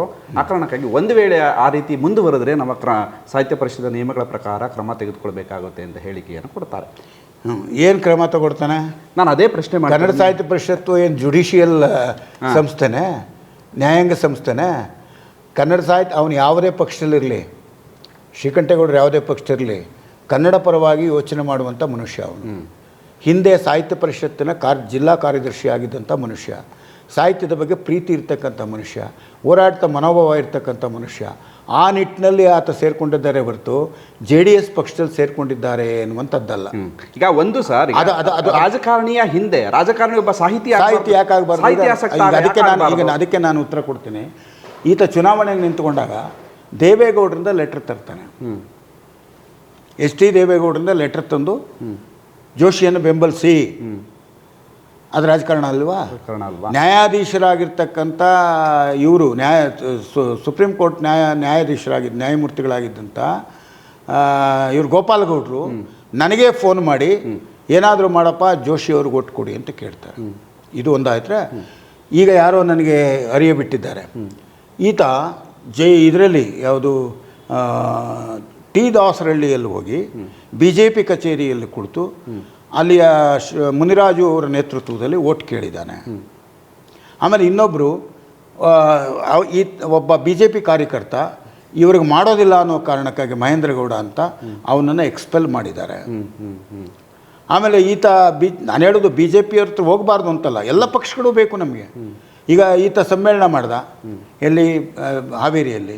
ಆಗ BJP ಸರ್ಕಾರ ಇತ್ತು, BJP ಸರ್ಕಾರದ ಮಂತ್ರಿಗಳನ್ನು ಮತ್ತೊಬ್ಬರನ್ನ ಓಲೈಸಬೇಕಾಗುತ್ತೆ. ಇಲ್ಲಿ ಕಾಂಗ್ರೆಸ್ ಸರ್ಕಾರ ಇತ್ತು, ಇಲ್ಲಿ ಕಾಂಗ್ರೆಸ್ನವ್ರು ಬಂದಾಗ ಚಲರಾಯಸ್ವಾಮಿ ಎಲ್ಲರನ್ನೂ ಓದ ಇವನು. ಹಾಗಾದ್ರೆ ರಾಜಕಾರಣಿಗಳು ಇಲ್ದೇ ಇವನು ಮಾಡಿಬಿಡ್ತಾರೆ, ಇವರು ಸಮ್ಮೇಳನ ಮಾಡ್ತಾರೆ ಇವರು ರಾಜಕಾರಣಿಗಳು ಇಲ್ದೇನೆ. ಯಾವ್ಯಾವ ಸರ್ಕಾರ, ಯಾವ್ಯಾವ ಪಕ್ಷದ ಸರ್ಕಾರ ಇರ್ತದೋ ಆ ಪಕ್ಷದ ಸರ್ಕಾರದ ಜೊತೆಯಲ್ಲಿ ಹೋರಾಟ ಮಾಡುವಂಥದ್ದು, ಅವ್ರನ್ನ ಅವ್ರ ಜೊತೆಯಲ್ಲಿ ಸೇರ್ಕೊಂಡು ಸಮ್ಮೇಳನ ಮಾಡುವಂಥದ್ದು ಇವನ ಕರ್ತವ್ಯ. ಯಾವುದೇ ಸರ್ಕಾರದ ಯಾವುದೇ ಪಕ್ಷದ ನೆರವಿಲ್ದೇನೆ ಈತ ಸಾಹಿತ್ಯ ಪರಿಷತ್ತನ್ನು ನಡೆಸೋಕ್ಕಾಗೋದಿಲ್ಲ, ಸಾಹಿತ್ಯ ಸಮ್ಮೇಳನವನ್ನು ನಡೆಸೋಕ್ಕಾಗೋದಿಲ್ಲ. ಮತ್ತು ಈತನೇ BJP ಇವನ ಕಾಲದಲ್ಲೇ ಪಕ್ಷ ರಾಜಕಾರಣ ನೇರವಾಗಿ ಪ್ರವೇಶ ಮಾಡ್ತು ಸಾಹಿತ್ಯ ಪರಿಷತ್ತನ್ನು. ನನಗಂತೇಳಿ BJP ಅವ್ರನ್ನ ಆಕ್ರೋಶ BJP ಮೇಲೆ ನಾನು ತಪ್ಪರಿಸ್ತಾ ಇಲ್ಲ. ಅವರು ಕೂಡ ಸಾಹಿತಿಗಳಿರ್ತಾರೆ, BJP ಪಕ್ಷವನ್ನು ಒಪ್ಕೊಂಡಿರ್ತಕ್ಕಂಥ ಸಾಹಿತಿಗಳಿಲ್ವೇ? ನಮ್ಮ ಭೈರಪ್ಪನವರು BJPಯನ್ನು ಒಪ್ಕೊಳ್ತಾರೆ, ಹಾಗಾದರೆ ಅವರನ್ನು ನಾವು ಬಿ ಜೆ ಪಿ ಪರ ಅಂತ ಹೇಳಲಿಕ್ಕಾಗುತ್ತಾ? ನಾಡು ನುಡಿಯ ಬಗ್ಗೆ ಅವ್ರು ಪ್ರಶ್ನೆ ಮಾಡಿದ್ರೆ ಓ ನೀವು ಬಿ ಜೆ ಪಿಯವರು ಪ್ರಶ್ನೆ ಮಾಡೋಕೆ ಕೂಡುದು ಅಂತ ಹೇಳೋಕ್ಕಾಗತ್ತಾ? ಅವರು ರಾಜಕೀಯ ಸಿದ್ಧಾಂತ ಬೇರೆ ಇರೋದು, ಸಾಹಿತ್ಯದ ಸಿದ್ಧಾಂತ ಬೇರೆ. ಇವನು ಅದನ್ನ ಯಾಕೆ ಹೇಳಿಸ್ತಾ ಇರಬೇಕು? ಅಂದರೆ ಈತ ಏನು ಮಾಡ್ತಾ ಇದ್ದಾನೆ ನೀವು ಅರ್ಥ ಮಾಡಿಕೊಳ್ಳಿ. ಇವನು ಎಲ್ಲರಿಗೂ ನೋಟಿಸ್ ಕೊಡೋದು, ಆಮೇಲೆ ಕೋರ್ಟಲ್ಲಿ ಇಂಜೆಕ್ಷನ್ ತರೋದು, ಇವುದ್ರ ಮೂಲಕ ಇವನು ತೇಜೋವಧೆ ಮಾಡುವಂಥ ಕೆಲಸವನ್ನು ಮಾಡ್ತಾ ಇದ್ದಾನೆ. ಈಗ ಹಂಪಾನ ಅವ್ರದ್ದು ಒಂದು ವಿಷಯ ತಗೋತೇನೆ. ಹಂಪಾನ ಅವರು ಅಧ್ಯಕ್ಷರಾಗಿದ್ದಂಥ ಸಂದರ್ಭದಲ್ಲಿ ಪಾಪ ಯಾರ್ಯಾರ್ದು ಕೆಲವು ಇಂತಹ ವ್ಯಕ್ತಿಗಳ ಕಾರಣಕ್ಕಾಗಿ ಅವ್ರದ್ದು ಒಂದು ಶ್ಯಾಮ್ ಸುಂದರ ಆಯೋಗ ರಚನೆ ಆಗುತ್ತೆ. ಶ್ಯಾಮ್ ಸುಂದರ ಆಯೋಗ ರಚನೆ ಆಯಿತು, ಅದೇನಾಯಿತು ಅಂತ ಗೊತ್ತಿಲ್ಲ ನಮಗೆ. ಅದು ಅವ್ರ ಬಗ್ಗೆ ಆರೋಪ ಹೊರಿಸಿದ್ದು ಸಾಬೀತಾಯಿತು ಏನೂ ಗೊತ್ತಿಲ್ಲ. ಅವತ್ತು 20-25-30 ವರ್ಷಗಳಿಂದ, 80ರಲ್ಲಿ ನಾನು ಹೇಳ್ತಾ ಇರೋದು, 40 ವರ್ಷಗಳಾಗಿದೆ. 40 ವರ್ಷದ ವರದಿಯನ್ನು ನಾನು ಕೆದಕ್ತೀನಿ ಅಂತ ಹೇಳ್ತಾನಲ್ಲ ಹಂಪಾನ ಅವರು ಬಂದು ನಮ್ಮ ಜೊತೆಯಲ್ಲಿ ಮುಖ್ಯಮಂತ್ರಿಗಳಿಗೆ ಮನವಿ ಸಲ್ಲಿಸಿದ್ರು ಅನ್ನೋ ಕಾರಣಕ್ಕಾಗಿ ಅವರಿಗೆ ನಾನು ನಿಮ್ಮ ಕಾಲದ ಹಗರಣವನ್ನು ನಾನು ಕೆದಕ್ತೀನಿ ಅಂತ ಎದುರಿಸ್ತಾನಲ್ಲ, ಇದೇನರ್ಥ? ನಾವು ಕೇಳ್ತಾ ಇರ್ತಕ್ಕಂಥದ್ದು ನಿನ್ನ ಹಗರಣಗಳನ್ನು ಏನಪ್ಪ ಹೇಳ್ತೀಯ ಅಂತ ನಾವು ಕೇಳೋದು. ಹಂಪನ ಹಗರಣಕ್ಕೂ ಇದಕ್ಕೂ ಏನು ಸಂಬಂಧ? ಆಮೇಲೆ ಹೋಗ್ಲಿ, ಈತ ಬಂದ ಮೇಲೆ 2001ರಲ್ಲೇ ಬಂದಿದ್ದಾನೆ, ಆಗಲೇ ಯಾಕೆ ಅದನ್ನು ಕೆದಕಲಿಲ್ಲ ಇವನು? ಆಗಲೇ ಯಾಕೆ ಕೆದಕಲಿಲ್ಲ ಅಂದರೆ ಬಗ್ಬಡಿತಕ್ಕಂಥದ್ದು. ಆಮೇಲೆ ಸಮಾನ ಮನಸ್ಕರ ವೇದಿಕೆಗೆ ಏನು ಕಾರ್ಯ ತಗೋಬಾರ್ದು ಅಂತ ಕೋರ್ಟಿಂದ ತಂದಿದ್ದಾನೆ ಅಂತ ಹೇಳ್ತಾನೆ ಅವನು. ಹಾಗಾದರೆ ಈ ಪ್ರಜಾಪ್ರಭುತ್ವದಲ್ಲಿ ನಾವು ಯಾರು ಏನು ಮಾಡುವಾಗ ಇಲ್ವಾ, ಪ್ರಶ್ನೆ ಮಾಡುವಾಗ ಇಲ್ವಾ? ಇವನು ಹೇಳೋದು ಹಾಗಾದ್ರೆ ಈ ಸರ್ವಾಧಿಕಾರಿ ಧೋರಣೆ ಅಲ್ವಾ? ನೀವು ಮಾತಾಡಬಾರ್ದು. ಮೀಟಿಂಗ್ಗಳಲ್ಲಿ ನೆನ್ನೆ ಎಲ್ಲ ಆಗಿದೆ, ಅದು ಚರ್ಚೆ ಆಗಿದೆ. ಯಾವ ಸದಸ್ಯನಿಗೂ ನನ್ನ ಪರ್ಮಿಷನ್ ಇಲ್ಲದೆ ಮಾತಾಡೋಕೆ ಕೂಡುದು ಅಂತ ಹೇಳ್ತಾನೆ. ಕಾರ್ಯಕಾರಿ ಸಮಿತಿ ಜೋರಾಗಿ ಮಾತಾಡಬಾರ್ದು, ಮಾತಾಡೋಕೆ ಕೂಡುದು. ನಾನು ಕೋರ್ಟಿಂದ ತಂದಿದ್ದೀನಿ, ಮಾತೆತ್ತಿದ್ರೆ ಕೋರ್ಟ್ಗೆ ಹೋಗ್ತೀನಿ ಅಂತ ಹೇಳುವಂಥದ್ದು. ಇದು ಸರ್ವಾಧಿಕಾರಿ ಧೋರಣೆ ಅಲ್ವಾ? ಒಬ್ಬ ಸಾಹಿತ್ಯ ಪರಿಚಾರಕ ಅತ್ಯಂತ ವಿನೀತ ಭಾವದಿಂದ ನಡ್ಕೊಳ್ಬೇಕು ಅನ್ನುವಂಥದ್ದು. ಸಾಹಿತಿಯಾಗಿರ್ತಕ್ಕಂಥವನು, ಇವನು ಸಾಹಿತಿ ಅಲ್ಲ ಬಿಡಿ, ಸಾಹಿತಿಯಾಗಿರ್ತಕ್ಕಂಥವನು ವಿನೀತ ಭಾವದಿಂದ ತನ್ನ ಅಭಿಪ್ರಾಯ ಭೇದ ಇರ್ತಕ್ಕಂಥವ್ರನ್ನ ಕರೆದು ಕೂರ್ತು ಚರ್ಚೆ ಮಾಡಿ ಅವರ ಅನುಮಾನಗಳನ್ನು ಪರಿಹರಿಸಬೇಕು. ಎಲ್ಲ ಅನುಮಾನಗಳನ್ನು ಪರಿಹರಿಸ್ತಾ ಇದ್ದಾನೆ? ಅನುಮಾನಗಳನ್ನು ಮತ್ತೆ ಹುಟ್ಟಾಕ್ತಾ ಇದ್ದಾರೆ ಈತ. ಅವರು ನಿಮ್ಮ ಮೇಲೆ ಒಂದು ಆರೋಪ ಮಾಡ್ತಾರೆ ಸರ್, ಸಮಾನ ಮನಸ್ಕರ ಮೇಲೆ ಆರೋಪ ಮಾಡ್ತಿರೋದೇನು ಅವರು ಅಂದರೆ ಇದೊಂದು ಉದ್ದೇಶಪೂರ್ವಕವಾಗಿ ಮಾಡ್ತಿರುವಂಥ ಆರೋಪ. ಆಯಿತು, ಈಗ ಹಾಗಾದರೆ ನಾನೊಂದು ಪ್ರಶ್ನೆ ಹೇಳ್ತೀನಿ. ನಾವು ಆರೋಪ ಮಾಡಿದ್ದೀವಿ, ನೀನು ಸತ್ಯ ಹರಿಶ್ಚಂದ್ರ ಆದರೆ, ನಿನ್ನ ಮಾತಿನಲ್ಲಿ ಹುರುಳಿದೆ ಅನ್ನೋದಾದರೆ ನೀನು ಒಂದು ಎನ್ಕ್ವೈರಿ ಕಮಿಟಿ ಕಂಡಕ್ಟ್ ಮಾಡು, ಅದರಿಂದ ಈಚೆಗೆ ಬಾ, ನಾವೇ ನಿನ್ನನ್ನು ಸ್ವಾಗತಿಸ್ತೇವೆ. ನಾನು ನಿನ್ನ ಅಧ್ಯಕ್ಷ ಹುದ್ದೆ ಬಗ್ಗೆ ನಾವೇನು ತಕರಾರುತ್ತಿಲ್ಲ, ನೀನು 1.5 ವರ್ಷ ಇದೆ ಇರು. ನಿನ್ನ ನಿನ್ನ ಆಯ್ಕೆ ವಿಷಯಕ್ಕೆ ನಾವು ಮಾತಾಡ್ತಾ ಇಲ್ಲ, ನಿನ್ನ ಅಧ್ಯಕ್ಷಗಾದಿಯ ಬಗ್ಗೆ ನಾವು ಮಾತಾಡ್ತಾ ಇಲ್ಲ, ಸಾಹಿತ್ಯ ಪರಿಷತ್ತಿನ ಬಗ್ಗೆ ಮಾತಾಡ್ತಾ ಇಲ್ಲ. ನಾವು ಮಾತಾಡ್ತಾ ಇರ್ತಕ್ಕಂಥದ್ದು ನಿನ್ನ ನಡವಳಿಕೆಯ ಬಗ್ಗೆ. ನಿನ್ನ ನಡವಳಿಕೆ ಸರಿ ಇಲ್ಲ ಅಂತ ಹೇಳ್ತೀವಿ. ಸರಿ, ಏನು ಸರಿ ಇಲ್ಲ ಅಂತ ಕೇಳು, ಕೊಡ್ತಾ ಇದ್ದೀವಲ್ಲ. ಈಗ ಇದುವರೆಗಿನ ಹೇಳಿಕೆಗಳನ್ನು ನೀನು ಗಮನಿಸಿ. ನಾ ಅದನ್ನ ಕೂತ್ಕೊಂಡು ಚರ್ಚೆ ಮಾಡೋಕ್ಕೆ ತಯಾರಿದ್ದೀನಿ. ಯಾರಿಗೆ ಹೇಳ್ಬೇಕಾತ? ಯಾರು ಆರೋಪ ಮಾಡ್ತಾರೆ? ಯಾರು ಆರೋಪ? ನಾವೆಲ್ಲರೂ ಮಾಡ್ತಾ ಇದ್ದೀವಿ. ಎಲ್ಲರೂ ನಾವು ಬರ್ತೀವಿ ಅಂತ ಹೇಳಿದಾಗ ನಾನು ಕರೆದಿರಲಿಲ್ಲ ಅಂತ ಹೇಳ್ತೇನೆ. ನೀವು ಗಿವ್ ಇಟ್ ಇನ್ ರೈಟಿಂಗ್, ಬರವಣಿಗೆಯಲ್ಲಿ ಕೊಡಿ. ಯಾರ್ಯಾರು ಬರಬೇಕು ಅಂತ ಇದ್ದಾರೋ ಅವರು ಬರವಣಿಗೆಯಲ್ಲಿ ಕೊಡಿ. ನಾವು ಬರೀದೇನೆ ನಾನು ಬರ್ತೀವಿ ಮಾತಾಡೋದಕ್ಕೆ ಯಾರು ನಾನು ಆರೋಪ ಮಾಡ್ತಾ 10 ಜನ ಆರೋಪ ಮಾಡಿದ್ದಾರೆ. ಈಗ ನಮ್ಮ ಇದರಲ್ಲಿ ನೀವು ತೆಗೆದು ನೋಡಿದ್ರೆ ನಿಮ್ಮ ಯೂಟ್ಯೂಬರ್ಸ್ನಲ್ಲಿ 1000 ಜನ ಆರೋಪ ಮಾಡಿದ್ದಾರೆ. 1000 ಜನ ಆರೋಪ ಮಾಡಿದ್ದಾರೆ. ನಾನೊಬ್ಬನೇ ಅಲ್ಲ, ಅಥವಾ ಸಿದ್ದರಾಮಯ್ಯ ಒಬ್ಬನೇ ಅಲ್ಲ, RJ ನಾಗರಾಜ್ ಒಬ್ಬರೇ ಅಲ್ಲ, ವಿಮಲಾ ಒಬ್ಬರೇ ಅಲ್ಲ ಅಲ್ವಾ ಇವರೇ? ಹಾಗಾದರೆ ಇವರೆಲ್ಲರೂ ಆರೋಪ, ಪ್ರಕಾಶ್ ಮೂರ್ತಿ ಒಬ್ಬರೇ ಅಲ್ಲ, CK ರಾಮೇಗೌಡರು ಒಬ್ಬರೇ ಅಲ್ಲ, ಮೈಸೂರಿನ ಸಾಹಿತಿಗಳು ಒಬ್ಬರೇ ಅಲ್ಲ, ದೇವನೂರು ಮಹಾದೇವ ಒಬ್ಬರೇ ಅಲ್ಲ. ದೇವನೂರು ಮಹಾದೇವ ಅಂಥವ್ರನ್ನೆಲ್ಲ ಕರೆದು ಈಗ ಆಯಿತು, ನಮ್ಮ ಬೇಡಪ್ಪ, ಅವ್ರನ್ನ ಕೂತ್ಕೊಂಡು ನೀವೇನು ಆರೋಪ ಮಾಡ್ತಾ ಇದ್ರಿ, ಇದು ಸರಿಯೇ, ಸಮಜಾಯಿಸಿಕೊಡಿ. ಇದು ಪ್ರಜಾಪ್ರಭುತ್ವದ ಮಾದರಿ. ನಾನು ಹೇಳೋದು, ಎಲ್ಲೋ ಕೂತ್ಕೊಂಡು ನಾನು ಹಾಗೆ ಈಗ 51,000 ಓಟುಗಳನ್ನು ನಾನು ಗೆದ್ದುಬಿಟ್ಟಿದ್ದೀನಿ, ನಾನು ಗೋವಿಂದ ಭಟ್ರ ಹೆಸರು ಹೇಳೋದಕ್ಕೂ ನಾಚಿಕೆ ಆಗಬೇಕಿತ್ತು. ನಾನು ಹೇಳೋದು ಸಾಹಿತ್ಯದ ದೊಡ್ಡ ಪರಿಚಾರಕ ಇವನು. ತನ್ನ ಪ್ರತಿಷ್ಠೆಯನ್ನು ತೋರಿಸ್ಕೊಡೋದಕ್ಕೆ ಸಚಿವ ಸ್ಥಾನಮಾನ ಇದೆ ಅಂತ ಹೇಳ್ಕೊತಾನೆ. ಅಲ್ಲ ರೀ, ಈತನಿಗೆ ಎಷ್ಟು ಕಾಮನ್ ಸೆನ್ಸ್ ಇಲ್ಲ ಅಂದರೆ, ಸರ್ಕಾರ ಹೇಳುತ್ತೆ ನಾಡೋಜ ಆಗಲಿ ಗೌರವ ಡಾಕ್ಟ್ರೇಟ್ ಆಗಲಿ ಬಳಸಬಾರದು ಅಂತ ಇರೋದು. ಅದೊಂದು ಗೌರವದ ಸಂಕೇತ. ಹೌದು. ಅದನ್ನು ಹೆಸರಿನಲ್ಲಿ ಪದ್ಮಶ್ರೀ ಅಂತಲೂ ಹಾಕೊಳ್ಬಾರ್ದು ಅಂತೇಳಿ. ಪದ್ಮಶ್ರೀ ಆಗಲಿ, ನಾಡೋಜ ಆಗಲಿ, ಗೌರವ ಡಾಕ್ಟ್ರೇಟ್ ಆಗಲಿ, ಡಿಲಿಟ್ ಆಗಲಿ ಹಾಕೋಬಾರ್ದು ಅಂತ ಇರೋದು. ಆದರೆ ಇವನು ಪ್ರತಿ ಸಂದರ್ಭದಲ್ಲಿ ನಾಡೋಜ ಮಹೇಶ್ ಜೋಶಿ, ನಾಡೋಜ ಮಹೇಶ್ ಜೋಶಿ. ಇಷ್ಟು ಪರಿಜ್ಞಾನ ಇಲ್ವಲ್ಲ ಈ ಮನುಷ್ಯನಿಗೆ. ನಾಡಿಗೆ ಓಜ, ನಾಡೋಜ ಅಂದ್ರೆ ಏನು? ನಾಡಿಗೆ ಮೇಷ್ಟ್ರು, ನಾಡನ್ನು ತಿತ್ತಕ್ಕಂಥವನು. ಸಾಮಾನ್ಯ ನಮ್ಮ ಕೆಲವ್ರನ್ನ ತಿದ್ದಕ್ಕೆ ಆಗ್ತಾ ಇಲ್ಲ ಅವನಿಗೆ ಅಂತಂದ್ರೆ ಇನ್ನು ನಾಡನಿಗೆ ಏನು ತಿತ್ತನೀತ? ನಾಡಿಗೇನು ತಿತ್ತನೀತ? ಆ ಶಬ್ದಕ್ಕಾದ್ರೂ ಬೆಲೆ ಬೇಡವಾ ಇವರೇ? ಈ ಹೋಗ್ಲಿ ಆಯ್ತಪ್ಪ, ಈತ ಬರೀ ಬೈಲ ಇಟ್ಕೊಂಡಿದ್ದಲ್ಲ. ನಾವು ಆರ್ಥಿಕ ಅಶಿಸ್ತಿನ ಬಗ್ಗೆ ಈಚೆಗೆ ಬಿಟ್ಟಿದ್ದೀವಲ್ಲ ನಾವು. ಅವರೇ ರಚನೆ ಅವರೇ ಆಡಿಟ್ ಮಾಡ್ತಿರ್ತಕ್ಕಂಥ ಸಂಸ್ಥೆಯ ಪುಸ್ತಕದಲ್ಲಿ ಆಡಿಟರ್ ಏನೇನು ಅಬ್ಜೆಕ್ಷನ್ಸ್ಗಳನ್ನು ಹಾಕಿದ್ದಾನೆ ಅನ್ನುವಂಥದ್ದನ್ನು ಹೇಳಿದ್ದೀವಲ್ಲ, ಅದಕ್ಕೆ ಉತ್ತರ ಕೊಡಲಿ. ಎರಡನೇದು, ಈತ 5 ಕೋಟಿ ದುಡ್ಡನ್ನು ಪ್ರತಿ ವರ್ಷ ತಗೊಳ್ತಾ ಇದ್ದಾನೆ ಕನ್ನಡ ಸಂಸ್ಕೃತಿ ಇಲಾಖೆಯಿಂದ. ಕೇಳಿದ್ದೀವಿ ಈಗ ನಾವು. ಈತ ಕ್ರಿಯಾ ಯೋಜನೆ ರಚಿಸಿದಾನ? ಅದಕ್ಕೆ ಉತ್ತರ ಸಿಕ್ಕಿಲ್ಲ.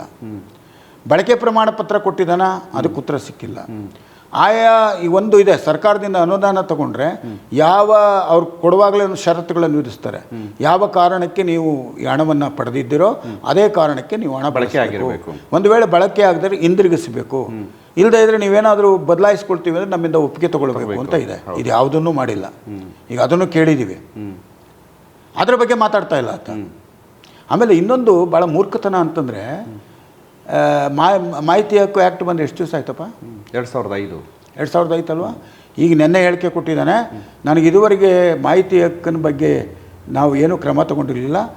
ಯಾಕಂದರೆ ಮಾಹಿತಿ ಹಕ್ಕಿನ ಆ್ಯಕ್ಟ್ ಪ್ರಕಾರ ಇವ್ರು ಕೇಳಿದ್ದಾರೆ, RTI ಪ್ರಕಾರ ಕೇಳಿದ್ದಾರೆ, ಒಂದಕ್ಕೂ ಉತ್ತರ ಕೊಟ್ಟಿಲ್ಲ ಇವನು. ಒಬ್ಬ RTIಗೆ ಯಾರಿಗ ಅಲ್ಲಿ ಆಫೀಸ್ನಲ್ಲಿ ಒಬ್ಬ ನೇಮಿಸ್ಬೇಕು, ನೇಮಿಸಿಲ್ಲ. ಹೋದ್ರೆ ತಗೊಳ್ತಾ ಇಲ್ಲ. ನೀವು ಲಕೋಟಿಯಲ್ಲಿ ಕಳಿಸಿ ಅಂತ ಹೇಳ್ತಾರೆ. ಒಳಗಡೆ ಏನಿದೆ ಅಂತ ಅನ್ನೋದಕ್ಕೆ ಪ್ರಮಾಣ ಪತ್ರ ಬೇಕಲ್ಲ ನಮಗೆ. ಈಗ ಅದನ್ನು ತೆಗೆದಾಕ್ಬಿಟ್ರೆ ಖಾಲಿ ಇಲ್ಲ ಅಂತ ಹೇಳಿದ್ರೆ ಹೇಳೋರು ಯಾರು? ಅದಕ್ಕೆ ಈಗ ಅದನ್ನು ಕೇಳ್ತಾ ಇದ್ದಾರಲ್ಲ, ನಾವು ಈಗ ಜಾರಿಗೊಳಿಸ್ತಾ ಇದ್ದೀವಿ. ಇವನೆಂಥ ಮೂರ್ಖ ಇವನು. ನಾಡೋಜ 2005ರಲ್ಲಿ ಬಂದಿರತಕ್ಕಂಥ ಮಾಹಿತಿ 20 ವರ್ಷಗಳ ಹಿಂದೆ ಬಂದಿರತಕ್ಕಂಥದ್ದನ್ನು ನಾನು ನೋಡೇ ಇಲ್ಲ ಅಂತ ಹೇಳಿದ್ರೆ ಈಸ್ ಅನ್ಫಿಟ್. ವೋಟ್ ಕೊಡೋದು ಬೇರೆ, ಗೆಲ್ಲೋದು ಬೇರೆ, ಯೋಗ್ಯತೆ ಬೇರೆ. ಗೆಲ್ಲೋದು ಬೇರೆ, ಗೆಲ್ಲುವುದನ್ನೇ ಮಾನದಂಡವಾಗಿ ಇಟ್ಕೊಳ್ತಕ್ಕಂಥ ಕಾಲ ಹೊರಟೋಗಿದೆ. ಹಿಂದೆ ಯೋಗ್ಯರನ್ನು ಗೆಲ್ಲಿಸುವಂಥ ಒಂದು ಪರಿಸ್ಥಿತಿ ಇತ್ತು, ಪರಿಪಾಠ ಇತ್ತು. ಇವತ್ತು ನೋಡ್ತಾ ಇದ್ದೀರಿ ಎಂತೆಂಥವ್ರು ಗೆಲ್ತಾ ಇದ್ದಾರೆ. ಹಣ ಕೆಲಸ ಮಾಡ್ತಾ ಇದೆ, ಧರ್ಮ ಕೆಲಸ ಮಾಡ್ತಾ ಇದೆ, ಜಾತಿ ಕೆಲಸ ಮಾಡ್ತಾ ಇದೆ. ಇಂಥ ಸಂದರ್ಭದಲ್ಲಿ ಗೆದ್ದದ್ದನ್ನೇ ಒಂದು ಮಾನದಂಡವಾಗಿ ಇಟ್ಕೊಂಡು ಗೆಲ್ಲೋದರಿಂದ ಖಂಡಿತವಾಗಿ ಒಬ್ಬ ಶ್ರೇಷ್ಠನಾದಂಥ ಮಂತ್ರಿ ಆಗಲಿ, ಶ್ರೇಷ್ಠನಾದಂಥ ಮುಖ್ಯಮಂತ್ರಿ ಆಗಲಿ, ಶ್ರೇಷ್ಠನಾದಂಥ ಈಗ ಅಬ್ದುಲ್ ಕಲಾಂ ಯಾಕೆ ನೆನ್ಕೊಳ್ತೀವಿ, ರಾಧಾಕೃಷ್ಣನ್ ಯಾಕೆ ನೆನ್ಕೊಳ್ತೀವಿ? ಉಳಿದಂಥವ್ರು ಆಗಿದ್ದಾರೆ, ಹೋಗಿರ್ಬೋದು. ಹೌದು. ಆದರೆ ಶ್ರೇಷ್ಠವಾದಂಥ ಶ್ರೇಷ್ಠ ಅನ್ನುವಂಥ ಒಂದು ಶಬ್ದ ಬಳಸ್ತೀವಲ್ಲ, ಅದು ಸ್ಥಾನಮಾನದಿಂದ ಬರ್ತಕ್ಕಂಥದ್ದಲ್ಲ, ತನ್ನ ನಡೆನುಡಿಯಿಂದ ಬರ್ತಕ್ಕಂಥದ್ದು. ಆ ನಡೆನುಡಿಯನ್ನು ಉಳಿಸ್ಕೊಳ್ತಕ್ಕಂಥ ಪ್ರಯತ್ನವನ್ನು ಈತ ಮಾಡಿಲ್ಲ. ಅಹಂಕಾರದಿಂದ, ಟೇಂಕಾರದಿಂದ ನಡ್ಕೊಳ್ತಕ್ಕಂಥ ತನಗೆ ಬೇಕಾದಂಥವರಿಗೆ ಕೊಡೋದು. ಈಗ ಭಾಳ ಮುಖ್ಯವಾಗಿ ಏನು ಯಾಕೆ ಉಟ್ಕೊಳ್ತು ಅಂದರೆ, ಯಡಿಯೂರಪ್ಪನವರು ಮುಖ್ಯಮಂತ್ರಿ ಆಗಿದ್ದಾಗ ಶಾಸ್ತ್ರೀಯ ಭಾಷೆಯ ಸ್ಥಾನಮಾನದ ಹೋರಾಟ ಆಯಿತು. ಅವಾಗ ಏನು ಮಾಡಿದ್ರು, ಸಾಕಷ್ಟು ಕನ್ನಡಕ್ಕೆ ದುಡ್ಡು ಕೊಟ್ಟರು. ಆಗ ಕನ್ನಡ ಸಾಹಿತ್ಯ ಪರಿಷತ್ತಿಗೆ ನಲ್ಲೂರು ಪ್ರಸಾದ್ ಅಧ್ಯಕ್ಷನಾಗಿದ್ದಂಥ ಸಂದರ್ಭದಲ್ಲಿ ಜಿಲ್ಲಾ ಸಮ್ಮೇಳನ ನಡೆಸೋದಕ್ಕೆ 5 ಲಕ್ಷ, ತಾಲೂಕು ಸಮ್ಮೇಳನ ನಡೆಸೋದಕ್ಕೆ 1 ಲಕ್ಷ. ಒಬ್ಬ ಮಂಡ್ಯ ಜಿಲ್ಲೆಗೆ 5 ವರ್ಷದಲ್ಲಿ 80 ಲಕ್ಷದಿಂದ 1 ಕೋಟಿ ದುಡ್ಡು ಬರ್ತದೆ. ಇವತ್ತು ಯಾಕೆ ಈ ಜಿಲ್ಲಾಧ್ಯಕ್ಷರೆಲ್ಲ ಆತನ ಮೇಲೆ ಬಿಡದೇ ಇದ್ದಾರೆ ಅಂದರೆ, ಇವನೇನು ಮಾಡಿದಾನೆ, ಕೊಡಬೇಕದನ್ನ. ಈತ ಅವ್ರ ಮೇಲೆ ದಬ್ಬಾಳಿಕೆ ಮಾಡ್ತಾ ಕೊಡೋದಿಲ್ಲ. ನನಗೆ ಇಷ್ಟ ಬಂದವರು ಕೊಡ್ತೀನಿ, ಯಾರು ನನ್ನ ಮಾತು ಕೇಳ್ತಾರೋ ಅವ್ರಿಗೆ ಕೊಡ್ತೀನಿ. ಆಗಲ್ಲ, ಸಮ್ಮೇಳನ ನಡೆಸೋದು ದುಡ್ಡು ಕೊಡಬೇಕು, ಇರೋದು ಅದು ಕೊಡಬೇಕು. ಹೌದು. ಅವ್ನಿಗೆ ಇಷ್ಟ ಇರಲಿ ಇಷ್ಟ ಇಲ್ಲದ್ರಲ್ಲಿ ವಿಮ್ಸ್ ಆ್ಯಂಡ್ ಫ್ಯಾನ್ಸಿ, ಈ ವಿಮ್ಸ್ ಆ್ಯಂಡ್ ಫ್ಯಾನ್ಸಿ ಮಾತಾಡಿರ್ತಕ್ಕಂಥದ್ದು ಇವತ್ತು ಸಮಸ್ಯೆ ಆಗಿರೋದು. ಈಗ ಜಿಲ್ಲಾ ಸಮ್ಮೇಳನ ನಡೆಸಿದ್ದಾನೆ ಪ್ರಕಾಶ್ ಮೂರ್ತಿ, ದುಡ್ಡು ಕೊಟ್ಟಿಲ್ಲ. ಇದನ್ನು ಇವ್ರಿಗೆ ದುಡ್ಡು ಕೊಟ್ಟಿಲ್ಲ. ಈ ಭಾಳ ಈಗ ಕೆದಕ್ತಾ ಹೋದ್ರೆ ಆಗುತ್ತೆ. ಒಬ್ಬೊಬ್ಬ ಅಧ್ಯಕ್ಷನಿಗೆ 10 ಲಕ್ಷ, 15 ಲಕ್ಷ, 20 ಲಕ್ಷ ಕೊಟ್ಟಿರೋದಿದೆ. ಯಾವ ಬೇಸಿಸ್ನ ಮೇಲೆ ಕೊಟ್ಟರು? ಇನ್ನು ಉಳಿದಂಥ ದುಡ್ಡು ಏನಾಯಿತು? ಹಿಂದೆ ಕೊಡಬೇಕಾಗಿತ್ತು ಸರ್ಕಾರಕ್ಕೆ, ಇಲ್ಲ ರೀಅಪ್ರೋಪ್ರಿಯೇಟ್ ಮಾಡ್ಕೋಬೇಕಾಗಿತ್ತು. ಎಲ್ಲಿ ಮಾಡ್ಕೊಂಡಿದ್ದಾರೆ? ಟೆಂಡರ್ ಇಲ್ದೇ ಕಾಮಗಾರಿಗಳನ್ನು ನಡೆಸ್ತಕ್ಕಂಥದ್ದು. ಆಮೇಲೆ ಒಟ್ಟು ಎಷ್ಟು ಬೇಕಾಗುತ್ತೆ ಅನ್ನೋದನ್ನು ಲೆಕ್ಕ ಇಲ್ದೇ ದುಡ್ಡು ರಿಲೀಸ್ ಮಾಡಿರ್ತಕ್ಕಂಥದ್ದು, ಅದೆಲ್ಲ ಇದೆ, ತೊಗೊಂಡಿದ್ದೀವಿ ನಾವು. ಇದ್ರ ಬಗ್ಗೆ ಉತ್ತರ ಕೊಡಲಿ ಅವರು, ಇದ್ರ ಬಗ್ಗೆ ಉತ್ತರ ಕೊಡಲಿ. ಆಮೇಲೆ ಸ್ಮರಣ ಸಂಚಿಕೆ ಪ್ರತಿ ಸ್ಮರಣ ಸಂಚಿಕೆ ಅದೇನೋ ಒಂದು ಕಾರಣ ಹೇಳ್ತಾರಲ್ಲ ಸರ್, ಕೋರ್ಟಲ್ಲಿ ಏನೋ ಕೇಸ್ ಇದೆ, ಆ ಕಾರಣ ಯಾವ ಅದಕ್ಕೂ ಇದಕ್ಕೂ ಏನು ಸಂಬಂಧ? ಇಲ್ಲೊಂದು ಉಪಸಮಿತಿ ಇದೆ. ಇಲ್ಲಿ ಏನಾಗಿದೆ, ಅವನ್ನ ಕೇಳಿದ್ದಾರೆ, ಪ್ರಧಾನ ಸಂಪಾದಕ ಅಂತ ಅವನ್ನ ಕೇಳಿದ್ದಾರೆ. ಏನು ನಿಮ್ಮ ಕಾರ್ಯಕಾರಿ ಸಮಿತಿಯ ಸದಸ್ಯರ ಲಿಸ್ಟು ಫೋಟೋಗಳು ಕೊಡಿ ಅಂತ ಕೇಳಿದ್ದಾರೆ. ಕೋರ್ಟಲ್ಲಿದೆ ಅಂತ. ಅದಕ್ಕೆ ಕೋರ್ಟಲ್ಲಿರೋದು ಬೇರೆ. ಈಗ ನಾನು ಹೇಳೋದೇನು ಅಂದರೆ, ಮಂಡ್ಯ ಜಿಲ್ಲೆದು ಆಗಬೇಕು. ಮಂಡ್ಯ ಜಿಲ್ಲೆಯಿಂದ ಇಲ್ಲಿಂದ ಇಲ್ಲಿವರೆಗೆ ಸಿ ಕೆ ರವಿಕುಮಾರ್ ಇದ್ದ. ಸಮ್ಮೇಳನ ನಡೆಯುವಾಗ ಇವ್ರು ಸಂಚಾಲಕ ಮಾಡಿದ್ದು. ಅಲ್ಲಿಂದ ಈಚೆ ಖಾಲಿ ಇದೆ, ಕೋರ್ಟ್ನಲ್ಲಿ ಇದೆ ಅಂತ ತೋರಿಸ್ಲಿ. ಅದಕ್ಕೆ ಎಂಟೈರ್ ಇದನ್ನೇ ನಿಲ್ಲಿಸ್ಬಿಡ್ತೀರಾ? ಅದಕ್ಕೊಂದು ಉಪಸಮಿತಿ ಇದೆ, ಉಪಸಮಿತಿ ತೀರ್ಮಾನ ಮಾಡಿದ್ದಾರೆ, ಅದಕ್ಕೆ ದುಡ್ಡು ಇಟ್ಟಿದ್ದಾರೆ ಪ್ರತ್ಯೇಕವಾಗಿ. ಈತ ಸಹಕರಿಸ್ತಾನೆ ಇಷ್ಟು ದಿವಸ ಆಯಿತು. ಈಗ ಗಲಾಟೆ ಮಾಡಿದ್ಮೇಲೆ ಅದು ಬಿಡುಗಡೆ ಆಗ್ತಾ ಇದೆ. ಈಗ ಆತನ ಕೋರ್ಟಲ್ಲಿ ತೀರ್ಮಾನ ಏನಾಗಿಲ್ಲ, ಹೆಂಗೆ ಕೊಟ್ಟ? ಈಗ ಕೋರ್ಟಲ್ಲಿದೆ ಅಂತ ಹೇಳ್ತಾ ಇದ್ದಂಥವನು ಈಗ ಹೆಂಗೆ ಕೊಟ್ಟಿದ್ದಾನೆ? ಕೊನೆವರೆಗೂ ಇರಬೇಕಾಗಿತ್ತು. ಈಗ ಒಂದು, ಆಮೇಲೆ ಅದ್ರ ಜೊತೆಗೆ ಮಂಡ್ಯ ಜಿಲ್ಲೆಯಲ್ಲಿ ನೀವೆಲ್ಲ ಒಂದಷ್ಟು ಕೂತ್ಕೊಂಡು ಮಾತುಕತೆಗೆ ಬನ್ನಿ, ಈ ವಿಷಯಗಳು ಮಾತಾಡಬೇಕು ಅಂತ ಕರೆದಾಗ ನನಗೆ ಭಯ ಆಗುತ್ತೆ ಅನ್ನೋ ಥರದ ಹೇಳಿ. ಅದು ಬೇರೆ, ನಾವೇನು ಕರೆದಿಲ್ಲ. ಈಗ ಏನು ಮಾಡಿದ್ರು, ಪತ್ರಿಕಾಗೋಷ್ಠಿ ಆಯ್ತು. ಅದಾದಮೇಲೆ ಭಾಳ ಚೆನ್ನಾಗಿದೆ. ನಾನೊಂದು ಪತ್ರಿಕಾಗೋಷ್ಠಿಯಲ್ಲಿ 22ಕ್ಕೆ ಮುಗೀತಲ್ಲ, 23ರಲ್ಲಿ ನಾನು ಕುವೆಂಪು ಅವರ ಕಾರ್ಯಕ್ರಮಕ್ಕೆ, ಒಂದು ವಾರ ನಡೆಯುವಂಥ ಕಾರ್ಯಕ್ರಮಕ್ಕೆ ಪತ್ರಿಕಾಗೋಷ್ಠಿ. ಪತ್ರಿಕಾಗೋಷ್ಠಿ ಎಲ್ಲ ಆಯಿತು. ಮುಗಿಸ್ಕೊ ಬರುವಾಗ ಏನಾಯಿತು, ನಾನು ಹೇಳಿದೆ, ಅವ್ರು ಕೇಳಿದ್ರು ಪತ್ರಿಕೆಯವರು, ಏನು ಸಮ್ಮೇಳನದ ಬಗ್ಗೆ ಏನಂತ. ಬಿಡಪ್ಪ, ಅಲ್ಲೂ ಅಧ್ವಾನ ಆಯಿತು, ಇಲ್ಲೂ ಅಧ್ವಾನ ಆಯಿತು. ಇವತ್ತು ನಾವು ಯೋಚನೆ ಮಾಡಬೇಕಾಗಿದೆ, ಸಮ್ಮೇಳನವನ್ನು ಯಾವ ರೀತಿಯಲ್ಲಿ ನಡೆಸಬೇಕು, ಅದು ಯಾವುದಕ್ಕೆ ಒತ್ತು ಕೊಡಬೇಕು. ಸಮ್ಮೇಳನ ಯಶಸ್ವಿ ಆಯಿತು ಜನಗಳ ದೃಷ್ಟಿಯಿಂದ, ಆದರೆ ಸಮ್ಮೇಳನ ಯಶಸ್ವಿ ಆಯಿತು ಅಂತಂದ್ಬಿಟ್ಟು ಅದು ಅರ್ಥಪೂರ್ಣವಾಗಿ ಆಯ್ತೆ. ಸಮ್ಮೇಳನ ಅನ್ನೋದರ ಬದಲಾಗಿ ಕನ್ನಡ ನುಡಿಜಾತ್ರೆ ಅಂತ ಇಟ್ಟಿದ್ರು ಒಳ್ಳೆಯದು. ಜಾತ್ರೆ ಅದು. ಹೌದು, ಜಾತ್ರೆಗೂ ಸಮ್ಮೇಳನಕ್ಕೂ ವ್ಯತ್ಯಾಸ ಇದೆ. ಒಂದು ನಿರ್ದಿಷ್ಟವಾದಂಥ ಕಾರ್ಯಸೂಚಿ ಇರ್ತದೆ ಸಮ್ಮೇಳನಕ್ಕೆ. ಸಂತೆಗೆ ನಿರ್ದಿಷ್ಟವಾದ ಕಾರ್ಯಸೂಚಿ ಇದೆಯಾ ಅಂತ ಹೇಳಿಬಿಟ್ಟು ಅದನ್ನೇನು ಮಾಡಿದೆ, ನಾನು ಮಾತಾಡ್ತಾ ಆಮೇಲೆ ಆಗ ಹೇಗೆ ಸರ್ ಹಾಗೆ ಹೇಗೆ ಅಂದರು. ನಾನು ಹೇಳಿದೆ, ಸಮ್ಮೇಳನ ಹೀಗಿರಬೇಕು, ಹೀಗಿರಬೇಕು, ಹೀಗಿರಬೇಕು ಅಂತ ಮಾತಾಡೋದು ಹೇಳ್ಬಿಟ್ಟು ಅದರ ಮಧ್ಯದಲ್ಲಿ ತೋ ಅದು ಅಧ್ವಾನ ಆಯಿತು, ಇದು ಅಧ್ವಾನ ಆಯಿತು ಅಂತ ಹೇಳಿದೆ. ಅದನ್ನು ತರಿಸ್ಕೊಂಡವನೇ. ಅದನ್ನು ತರಿಸ್ಕೊಂಡು ಏನು ಮಾಡಿದ್ದಾನೆ, ಹಾವೇರಿಯವ್ರ ಕೈಯಲ್ಲಿ ಯಾರೋ ನನಗೆ ಗೊತ್ತಿಲ್ಲ, ಅವ್ರಿಗೆ ಕಳಿಸ್ಬಿಟ್ಟು ಇವನೇ ದುಡ್ಡು ಕೊಟ್ಟು ಒಂದು ನಿಮ್ಗೆ ಯಾಕೆ ನಾವು ಮಾನನಷ್ಟ ಮೊಕದ್ದಮೆ ಹೂಡಬಾರ್ದು ಅಂತ ಕಳಿಸಿದ್ದಾನೆ. ಅದು ಪ್ರಶ್ನೆ ಅಲ್ಲ, ಅದು ವೈಯಕ್ತಿಕವಾದದ್ದು. ಅದ್ರ ಬಗ್ಗೆ ನಾನು ಮಾತಾಡೋದಿಲ್ಲ. ಅವ್ರು ಕಳಿಸ್ಲಿಕ್ಕೆ ಕೋರ್ಟಲ್ಲಿ ಆಡೋಣ. ಇಲ್ಲ, ಆಗ ಏನು ಮಾಡಿದ್ರು, ಅದನ್ನೇನು ಮಾಡಿದ್ದಾನೆ, ಎಲ್ಲನೂ ತರಿಸ್ಕೊಂಡು ನಮ್ಮ ಮಹಾದೇವ್ ಜಿಲ್ಲಾ ಯುವ ಪರಿಷತ್ತಿನ ಅಧ್ಯಕ್ಷ ಕಾರಸವಾಡಿ ಮಹಾದೇವ್ ಒಂದು ಪ್ರೆಸ್ ನೋಟ್ ಮಾಡಿದ್ದಾನೆ. ಅದೆಲ್ಲ ಇಟ್ಕೊಂಡು ಏನು ಮಾಡ್ದ, ಅವನು ಕೋರ್ಟ್ಗೆ ಅರ್ಜಿ ಕೊಟ್ಟಿದ್ದಾನೆ. ಹೀಗೆ ಈ ಥರ ಎಲ್ಲ ಹೇಳಿಕೆ ಕೊಟ್ಟಿದ್ದಾರೆ, ನನಗೆ ರಕ್ಷಣೆ ಬೇಕು, ಪೊಲೀಸ್ ರಕ್ಷಣೆ ಬೇಕು, ಗನ್ಮ್ಯಾನ್ ಬೇಕು ಅಂತ. ಅವರೇನು ಮಾಡಿದ್ರು, ಇಂಟರ್ನು SP-ಗೆ ಚಲುವರಾಯಸ್ವಾಮಿಗೆ ಕಳಿಸಿದ್ದಾರೆ. Chaluvarayaswamy intern SP ಕಳಿಸಿದ್ದಾನೆ. SP ನಮ್ಮ ಹತ್ರ ಎಲ್ಲ ಕೇಳಿದ್ರು, ಹೇಳಿಕೆ ಇದ್ರ ಬಗ್ಗೆ ಏನು ಹೇಳ್ತೀರಿ, ಇದ್ರ ಬಗ್ಗೆ ಏನು ಹೇಳಿ. ನಾವೆಲ್ಲ ಹೇಳಿದ್ದೀವಿ. ನೋಡಿ, ಸಾಹಿತ್ಯ ಪರಿಷತ್ತು ಒಂದು ಸಾಹಿತ್ಯದ ಬಗ್ಗೆ ಇರ್ತಕ್ಕಂಥ ಕೆಲಸ ಮಾಡ್ತಕ್ಕಂಥ ಸಂಸ್ಥೆ. ನಾವು ಎಲ್ಲ ಇರ್ತಕ್ಕಂಥದ್ದು. ನಾವು ಅವ್ರನ್ನೇನು ಕೊಲೆ ಮಾಡ್ತೀವಿ ಅಂತ ಏನು ಹೇಳಿಲ್ಲ. ನಮ್ಮ ಪ್ರಶ್ನೆಗೆ ಉತ್ತರ ಕೊಡು ಅಂತ ಕೇಳಿದ್ದೀವಿ. ಬಂದಾಗ ನಿಮ್ಮನ್ನು ಕೇಳ್ತೀವಿ, ಪ್ರಶ್ನೆಗೆ ಉತ್ತರ ಕೊಡು. ಪ್ರಜಾಪ್ರಭುತ್ವದಲ್ಲಿ ಪ್ರಶ್ನೆ ಮಾಡ್ತಕ್ಕಂಥದ್ದು ನಮ್ಮ ಹಕ್ಕು. ಚೆನ್ನಾಗಿಲ್ಲ, ಚೆನ್ನಾಗಿದೆ ಅಂತ ಹೇಳೋದು ನಮ್ಮ ಹಕ್ಕು. ಚೆನ್ನಾಗಿಲ್ಲ ಅಂತ ನಾನು ಹೇಳಿದ ತಕ್ಷಣ ಚೆನ್ನಾಗಿದೆ ಅಂತ ಇನ್ನೊಬ್ಬ ವಾದ ಮಾಡಿದ್ರೆ ನಾವೇನು ಮಾಡೋಕ್ಕಾಗೋದಿಲ್ಲ. ಅಷ್ಟೇ ಹೊರತು ನಾವು ಗಾಂಧೀಜಿಯ ಮಾರ್ಗದಲ್ಲಿ ಹೋಗ್ತೇವೆ ಹೊರತು ಅವರ ರೀತಿಯಲ್ಲಿ ಅಲ್ಲ. ಈತನ ಕೊಲೆ ಮಾಡೋದಕ್ಕೆ, ಮಾಡೋದಕ್ಕೆ ಇವನೇನು ಎಕ್ಸಿಕ್ಯೂಟಿವ್ ಮಂತ್ರಿನೇ ಅಥವಾ ಯಾವುದಾದ್ರೂ ಒಂದು ಸಂವಿಧಾನಿಕವಾದ ಹುದ್ದೆನಲ್ಲಿದ್ದಾನ ಅಂತ ಹೇಳ್ದ. ಅದನ್ನೇ ಇಟ್ಕೊಂಡು ಏನು ಮಾಡ್ದ, ಕೋರ್ಟಲ್ಲಿ ಮತ್ತೆ ಅದಕ್ಕೆ ಕೇಳಿದಾಗ ಏನಾಗಿದ್ದಾರೆ, ಅವರು ಪ್ರಾಸಿಕ್ಯೂಟರ್ಸ್ ಇದ್ದಾರಲ್ಲ, ಸ್ಟೇಟ್ ಪ್ರಾಸಿಕ್ಯೂಟರ್ಸು, ಅವ್ರನ್ನ ಕೇಳಿದ್ದಾರೆ ಜಡ್ಜು, ಇದ್ರ ಬಗ್ಗೆ ನಿಮ್ದೇನಾದರೂ ಆಕ್ಷೇಪಣೆ ಇದೆಯಾ ಕೊಡೋದಕ್ಕೆ ಅಂತ. ನೀವು ಕೊಡಿ ಅಂತ ನಮ್ಮದೇನೋ ಅಬ್ಜೆಕ್ಷನ್ ಇಲ್ಲ ಅಂದ್ಬಿಟ್ಟವ್ರೆ. ಅಲ್ಲಿಯೂ ಕೆಲವು ಅನುಮಾನಗಳಿದ್ದಾವೆ ನಮಗೆ. ಯಾಕಂಗಂತ ಹೇಳಿದ್ರು, ಕೊಲೆ ಮಾಡ್ತೀವಿ ಅನ್ನುವಂಥ ಅಂಶಗಳಿದೆಯಾ ಅಲ್ಲಿ, ನಮ್ಮ ಲೆಟ್ರನ್ನ ಕೊಡ್ತೀವಿ ನಿಮಗೆ ಅಂತ ಹೇಳಿದಾಗ ಅವ್ರು ಕೊಟ್ಬಿಟ್ಟಿದ್ದಾರೆ ಇವ್ರನ್ನ ಪಾರ್ಟಿ ಮಾಡಿ, SP-ನ. ಸರಿ ಬರ್ತೀನಿ ಅಂದರೆ ಬರಲಿ ಬಿಡಿ, ನಾವೇನೋ ಅಹಿಂಸಾತ್ಮಕವಾಗಿ ಪ್ರತಿಭಟನೆ ಮಾಡ್ತೀವಿ. DC-ಗೆ ಒಂದು ಮನವಿ ಕೊಟ್ಟು ಅವ್ರು ಬಂದಾಗ ನಾವು ದೂರದಲ್ಲಿ ನಿಂತು ಕಪ್ಪು ಪಟ್ಟಿ ಧರಿಸಿ ಧಿಕ್ಕಾರ ಕೂಗ್ತೀವಿ. ಅದು ಬೆಳಿಗ್ಗೆ ಪೇಪರ್ಲಿ ಬಂತು. ಆಮೇಲೆ ಯಾತಕ್ಕೆ ಬರಲಿಲ್ಲೋ ಗೊತ್ತಿಲ್ಲ. ಈ ಮಟ್ಟಕ್ಕೆ ಒಬ್ಬ ಸಾಹಿತ್ಯ ಪರಿಷತ್ತಿನ ಅಧ್ಯಕ್ಷ ಜೀವೋಭಯದಿಂದ ಬರೋದಿಲ್ಲ ಅಂದರೆ ಇವನು ಕ್ರಿಮಿನಲ್ ಅಪರಾಧದಲ್ಲಿ ತೊಡಗಿದ್ದಾನೆ ಅಂತ ಆಯ್ತಪ್ಪ. ಎದುರಿಗೆ ಬಂದು ಕೇಳಬೇಕು, ಯಾಕ್ರಿ ಹಿಂಗೆ ಮಾಡ್ತಾಯಿದ್ದೀರಿ ಜಯಪ್ರಕಾಶ್ ಗೌಡ್ರೆ, ಏನು ತಪ್ಪು ಮಾಡಿದ್ದೀನಿ ಹೇಳ್ರಿ. ಅಷ್ಟು ಧೈರ್ಯ ಇಲ್ಲದೆ ಹೋದ್ಮೇಲೆ ಕನ್ನಡಿಗರ ನಾನು ಪ್ರಾತಿನಿಧಿಕ ಸಂಸ್ಥೆ ಆದಂಥ ಕನ್ನಡ ಸಾಹಿತ್ಯ ಪರಿಷತ್ತಿನ ಅಧಿದೈವ ನಾನು ಸುಪ್ರೀಂ ಅಂತ ಹೇಳುವಂಥವನು ತುಂಬ ಸಾಮಾನ್ಯವಾಗಿರ್ತಕ್ಕಂಥ ಕಾರ್ಯಕರ್ತ ನಾನು ಪ್ರಶ್ನೆ ಮಾಡ್ತಾ ಇದ್ದೀನಿ, ಅದಕ್ಕೆ ಉತ್ತರ ಕೊಡಬೇಕು ಅವನು.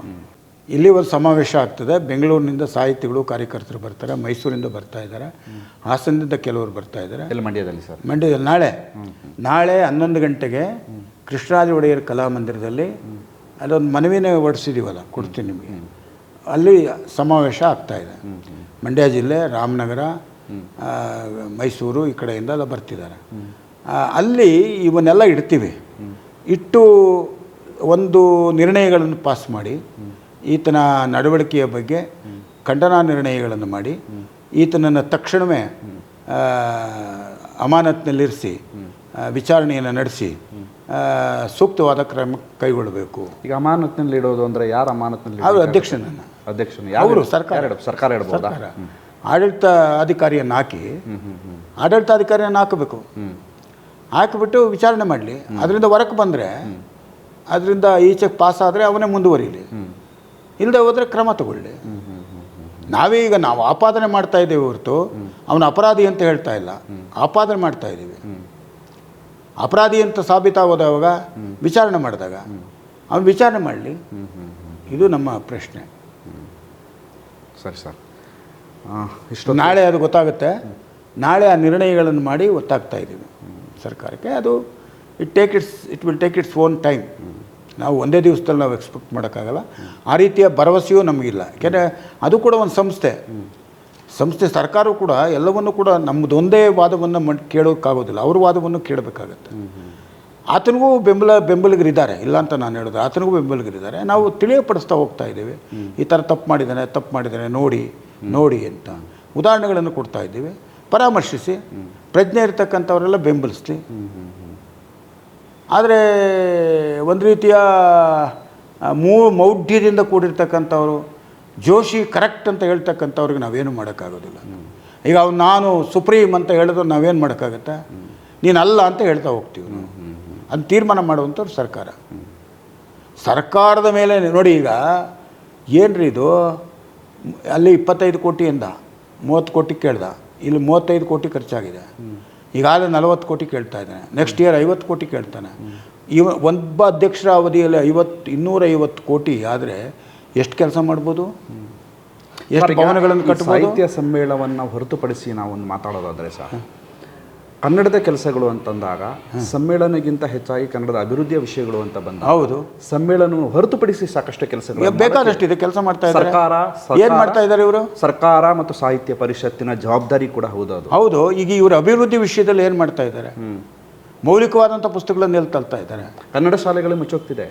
ಈ ಕನ್ನಡ ಶಾಲೆಗಳನ್ನು ಮುಚ್ಚೋಗ್ತಾ ಇರ್ತಕ್ಕಂಥ ಕನ್ನಡ ಶಾಲೆಗಳ ಬಗ್ಗೆ ಧ್ವನಿ ಎತ್ತಾ ಇಲ್ಲ. ಆಯ್ತಾ, ಸರ್ಕಾರ ಆಗಲಿ ಅಥವಾ ಪರಿಷತ್ ಆಗಲಿ. ಈಗ ಅದೇ ಕನ್ನಡ ಅಭಿವೃದ್ಧಿ ಪ್ರಾಧಿಕಾರ ಪ್ರಯತ್ನ ಮಾಡ್ತಾ ಇದೆ, ಕನ್ನಡ ಶಾಲೆಗಳನ್ನು ಮುಚ್ಚಬಾರದು ಅಂತೇಳಿ ಒಂದು ಆಂದೋಲನವನ್ನು ಮಾಡಿದೆ. ಇವರೆಲ್ಲ ಮಾಡಿದ್ದಾರೆ? ಕನ್ನಡ ಶಾಲೆಗಳ ಬಗ್ಗೆ ಧ್ವನಿ ಎತ್ತಾ ಇಲ್ಲ. ಕನ್ನಡಿಗರ ಮೇಲೆ ಆಗಿರ್ತಕ್ಕಂಥ ಅನ್ಯಾಯಗಳಿಗೂ ಇವನು ಧ್ವನಿ ಎತ್ತಾ ಇಲ್ಲ.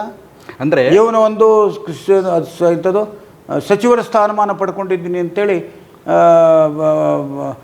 ಓದ್ ಕಡೆ ಎಲ್ಲ ಬೊಂಬಡ ಅವನೇ ಬಜಾಯಿಸ್ಕೊಂಡು ಯಾರು ಹಾಕೋತಾರೇನಪ್ಪ ಇದರಲ್ಲಿ ಮರ್ಯಾದೆ ಇರ್ತಕ್ಕಂಥವ್ರು, ನನಗೆ ಸಚಿವರ ಸ್ಥಾನಮಾನ ಇದೆ ಅಂಥೇಳಿ ಲೆಟ್ರೆಡ್ನಲ್ಲಿ ನಾಡೋಜ ಸರ್ಕಾರ ಈಗ ಅದು ಕೋರ್ಟ್ಗೆ ಹೋಗಬೇಕು ಅಂತ ಇದ್ದೀನಿ ನಾನು.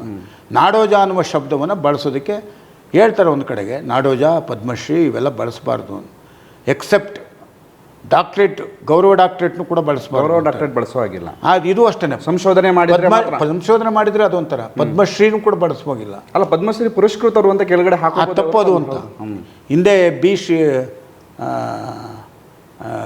ಶಿವಮೂರ್ತಿ ಶಾಸ್ತ್ರಿ ಅವರ ಒಂದು ವಿವಾದನೆ ಆಯ್ತದು, ಹಾಕೊಳ್ಳೋಕೆ ಕೂಡುದು ಅಂತ. ಈ ಥರ ಇವನು ಎಲ್ಲರೂ ಎಷ್ಟೊಂದು ಜನಕ್ಕೆ ನಾಡೋಜ ಬಂದಿದೆ. ಈತ ಒಬ್ಬನೇ ನಾಡೋಜ, ಮಹೇಶ್ ಜೋಶಿ ಶ್ರೀ ಮಹೇಶ್ ಜೋಶಿ ಅಂತ ಬರೆದ್ರೆ ಒಪ್ಪೋದಿಲ್ಲ ಅವನು, ನಾಡೋಜ ಮಹೇಶ್ ಜೋಶಿ ಅಂತ ಬರಬೇಕು. ಯಾರಾದರೂ ಈ ನಾಡಿಗೆ ನಾಡೋಜ ಅನ್ನೋ ಶಬ್ದ ಗೊತ್ತಿದೆಯಾ ಆತನಿಗೆ? ನಾಡಿಗೆ ಗುರು ಏನು ಮಾಡಬೇಕು? ಎಲ್ಲರನ್ನೂ ಸಮಾಧಾನ ಪಡಿಸ್ತಕ್ಕಂಥದ್ದು, ಉತ್ತರ ಕೊಡ್ತಕ್ಕಂಥದ್ದು, ಮಾರ್ಗದರ್ಶನ, ತನ್ನ ವಿರೋಧಿಗಳನ್ನು ಕೂಡ ಹತ್ತಿಕ್ಕುವ ಪ್ರಯತ್ನ ಮಾಡ್ದೇ ಅವರಿಗೆ ಮನದಟ್ಟು ಮಾಡಿಕೊಡ್ತಕ್ಕಂಥ ಪ್ರಯತ್ನ ಮಾಡಬೇಕು. ಎಲ್ಲಿ ಮಾಡ್ತಾ ಇದ್ದಾರೆ ಸರ್? ಒಂದು ವೇಳೆ ಮಹೇಶ್ ಜೋಶಿಯವರು ನೀವು ಹೇಳಿದ ಹಾಗೆ ಯಾರು ಅಸಮಾಧಾನ ಇದೆಯೋ, ಯಾರು ಸಮಾನ ಆಲೋಚನೆ ಮಾಡುವಂಥ ಚಿಂತಕರು ನೀವು ಏನಿದ್ದೀರೋ, ಇವರನ್ನು ಕರೆದು ಮಾತುಕತೆಗೆ ಅವರು ತಯಾರಾದರೆ ನೀವು ತಯಾರಿದ್ದೀರಿ? ಪ್ರಜಾಪ್ರಭುತ್ವದಲ್ಲಿ ಅದೇ ಆಗಬೇಕಾಗಿರೋದು. ಮಾತುಕತೆಯ ಮೂಲಕವೇ ಬಗೆಹರಿಸ್ತಕ್ಕಂಥದ್ದಾಗಬೇಕು, ಮಾತುಕತೆಯ ಮೂಲಕವೇ ಪರಿಹಾರ ಆಗಬೇಕು. ಮಾತುಕತೆ ಇಲ್ಲದ್ದು ಸರ್ವಾಧಿಕಾರ ನಡೆ, ಮಾತುಕತೆಯಿಂದ ಕೂಡಿರ್ತಕ್ಕಂಥದ್ದು ಪ್ರಜಾಪ್ರಭುತ್ವದ ನಡೆ. ನಾವು ಪ್ರಜಾಪ್ರಭುತ್ವದ ನಂಬಿಕೆ ಇಟ್ಕೊಂಡಿರ್ತಕ್ಕಂಥವ್ರು. ನಮ್ಮ ಪ್ರಶ್ನೆಗಳಿಗೆ ಉತ್ತರ ಕೊಡಲಿ ಅವರು. ನಾವು ತಪ್ಪಾಗಿದ್ರೆ ಒಪ್ಕೊಳ್ಳೋಣ, ಅವ್ರು ತಪ್ಪಾಗಿದ್ರೆ ಅವ್ರು ಒಪ್ಕೊಂಡು ತಿದ್ಕೊಳ್ಳಿ. ಒಂದು ವೇಳೆ ಸಾಹಿತ್ಯ ಪರಿಷತ್ತಿನ ವೇದಿಕೆಯಲ್ಲೇ ಬೆಂಗಳೂರಿನ ಕಚೇರಿಯಲ್ಲಿ ನಿಮ್ಮನ್ನು ಕರೀತಾರೆ ಅಂತ ಅನ್ಕೊಳ್ಳಿ, ಮಂಡ್ಯ ಜಿಲ್ಲೆಯಲ್ಲಿ ಯಾರ್ಯಾರಿದ್ದೀರೋ ಅವರು ನೇರವಾಗಿ ಹೋಗಿ ಕೂತ್ಕೊಂಡು ಮಾತಾಡ್ಲಿಕ್ಕೆ ಯಾರ್ಯಾರು ಪ್ರಾತಿನಿಧಿಕವಾಗಿ ಭಾಗವಹಿಸ್ತಿದ್ದಾರೋ ಅವ್ರನ್ನೆಲ್ಲ ಕರೆದ್ರೆ, ನಾನೊಬ್ಬನ್ನೇ ಅಂತಲ್ಲ, ಎಲ್ಲರನ್ನೂ ಕರೀಲಿ. ಯಾರ್ಯಾರು ಅವ್ರ ಬಗ್ಗೆ ಅನುಮಾನ ವ್ಯಕ್ತಪಡಿಸ್ತಾ ಇದ್ದಾರೋ ಅವ್ರನ್ನೆಲ್ಲ ಬಂದು ಕರೀಲಿ, ಅವ್ರು ಉತ್ತರ ಕೊಡಲಿ. ಮಾತುಕತೆಗೆ ಬರೋದಿಲ್ಲ ಅನ್ನುವಂಥದ್ದು ದಾಷ್ಟ್ಯದ ಮಾತಾಗತ್ತೆ. ನೋಡಿದ್ರಲ್ಲ ವೀಕ್ಷಕರೇ, ಇಷ್ಟೊತ್ತು ಸಾಹಿತ್ಯ ಪರಿಷತ್ತಿನಲ್ಲಾದಂತಹ ಗೊಂದಲಗಳು, ಸಮ್ಮೇಳನದಲ್ಲಾದಂಥ ಗೊಂದಲಗಳ ಬಗ್ಗೆ ಸಂಪೂರ್ಣ ಮಾಹಿತಿಯನ್ನು ಮತ್ತು ಮುಂದೆ ಆಗಬೇಕಾದಂತಹ ಸಕಾರಾತ್ಮಕವಾದಂಥ ಬೆಳವಣಿಗೆಗಳ ಬಗ್ಗೆ ಮಾತುಕತೆಗಳ ಮೂಲಕ ಎಲ್ಲವನ್ನು ಬಗೆಹರಿಸ್ಕೊಳ್ಬೇಕು ಅನ್ನೋದ್ರ ಬಗ್ಗೆ ಹಿರಿಯ ಸಾಹಿತಿಗಳು ಮತ್ತು ಸಂಘಟಕರು ಆದಂತಹ ಪ್ರೊಫೆಸರ್ ಜಯಪ್ರಕಾಶ್ ಗೌಡ್ರು ಇಷ್ಟೊತ್ತು ನಮ್ಮ ಜೊತೆ ಕೂತು ಮಾತಾಡಿದ್ದಾರೆ. ಅವರಿಗೆ ವಾಹಿನಿಯ ಪರವಾಗಿ ಧನ್ಯವಾದಗಳನ್ನು ಅರ್ಪಿಸ್ತೀನಿ ಸರ್. ನಮಸ್ಕಾರ. ಧನ್ಯವಾದಗಳು.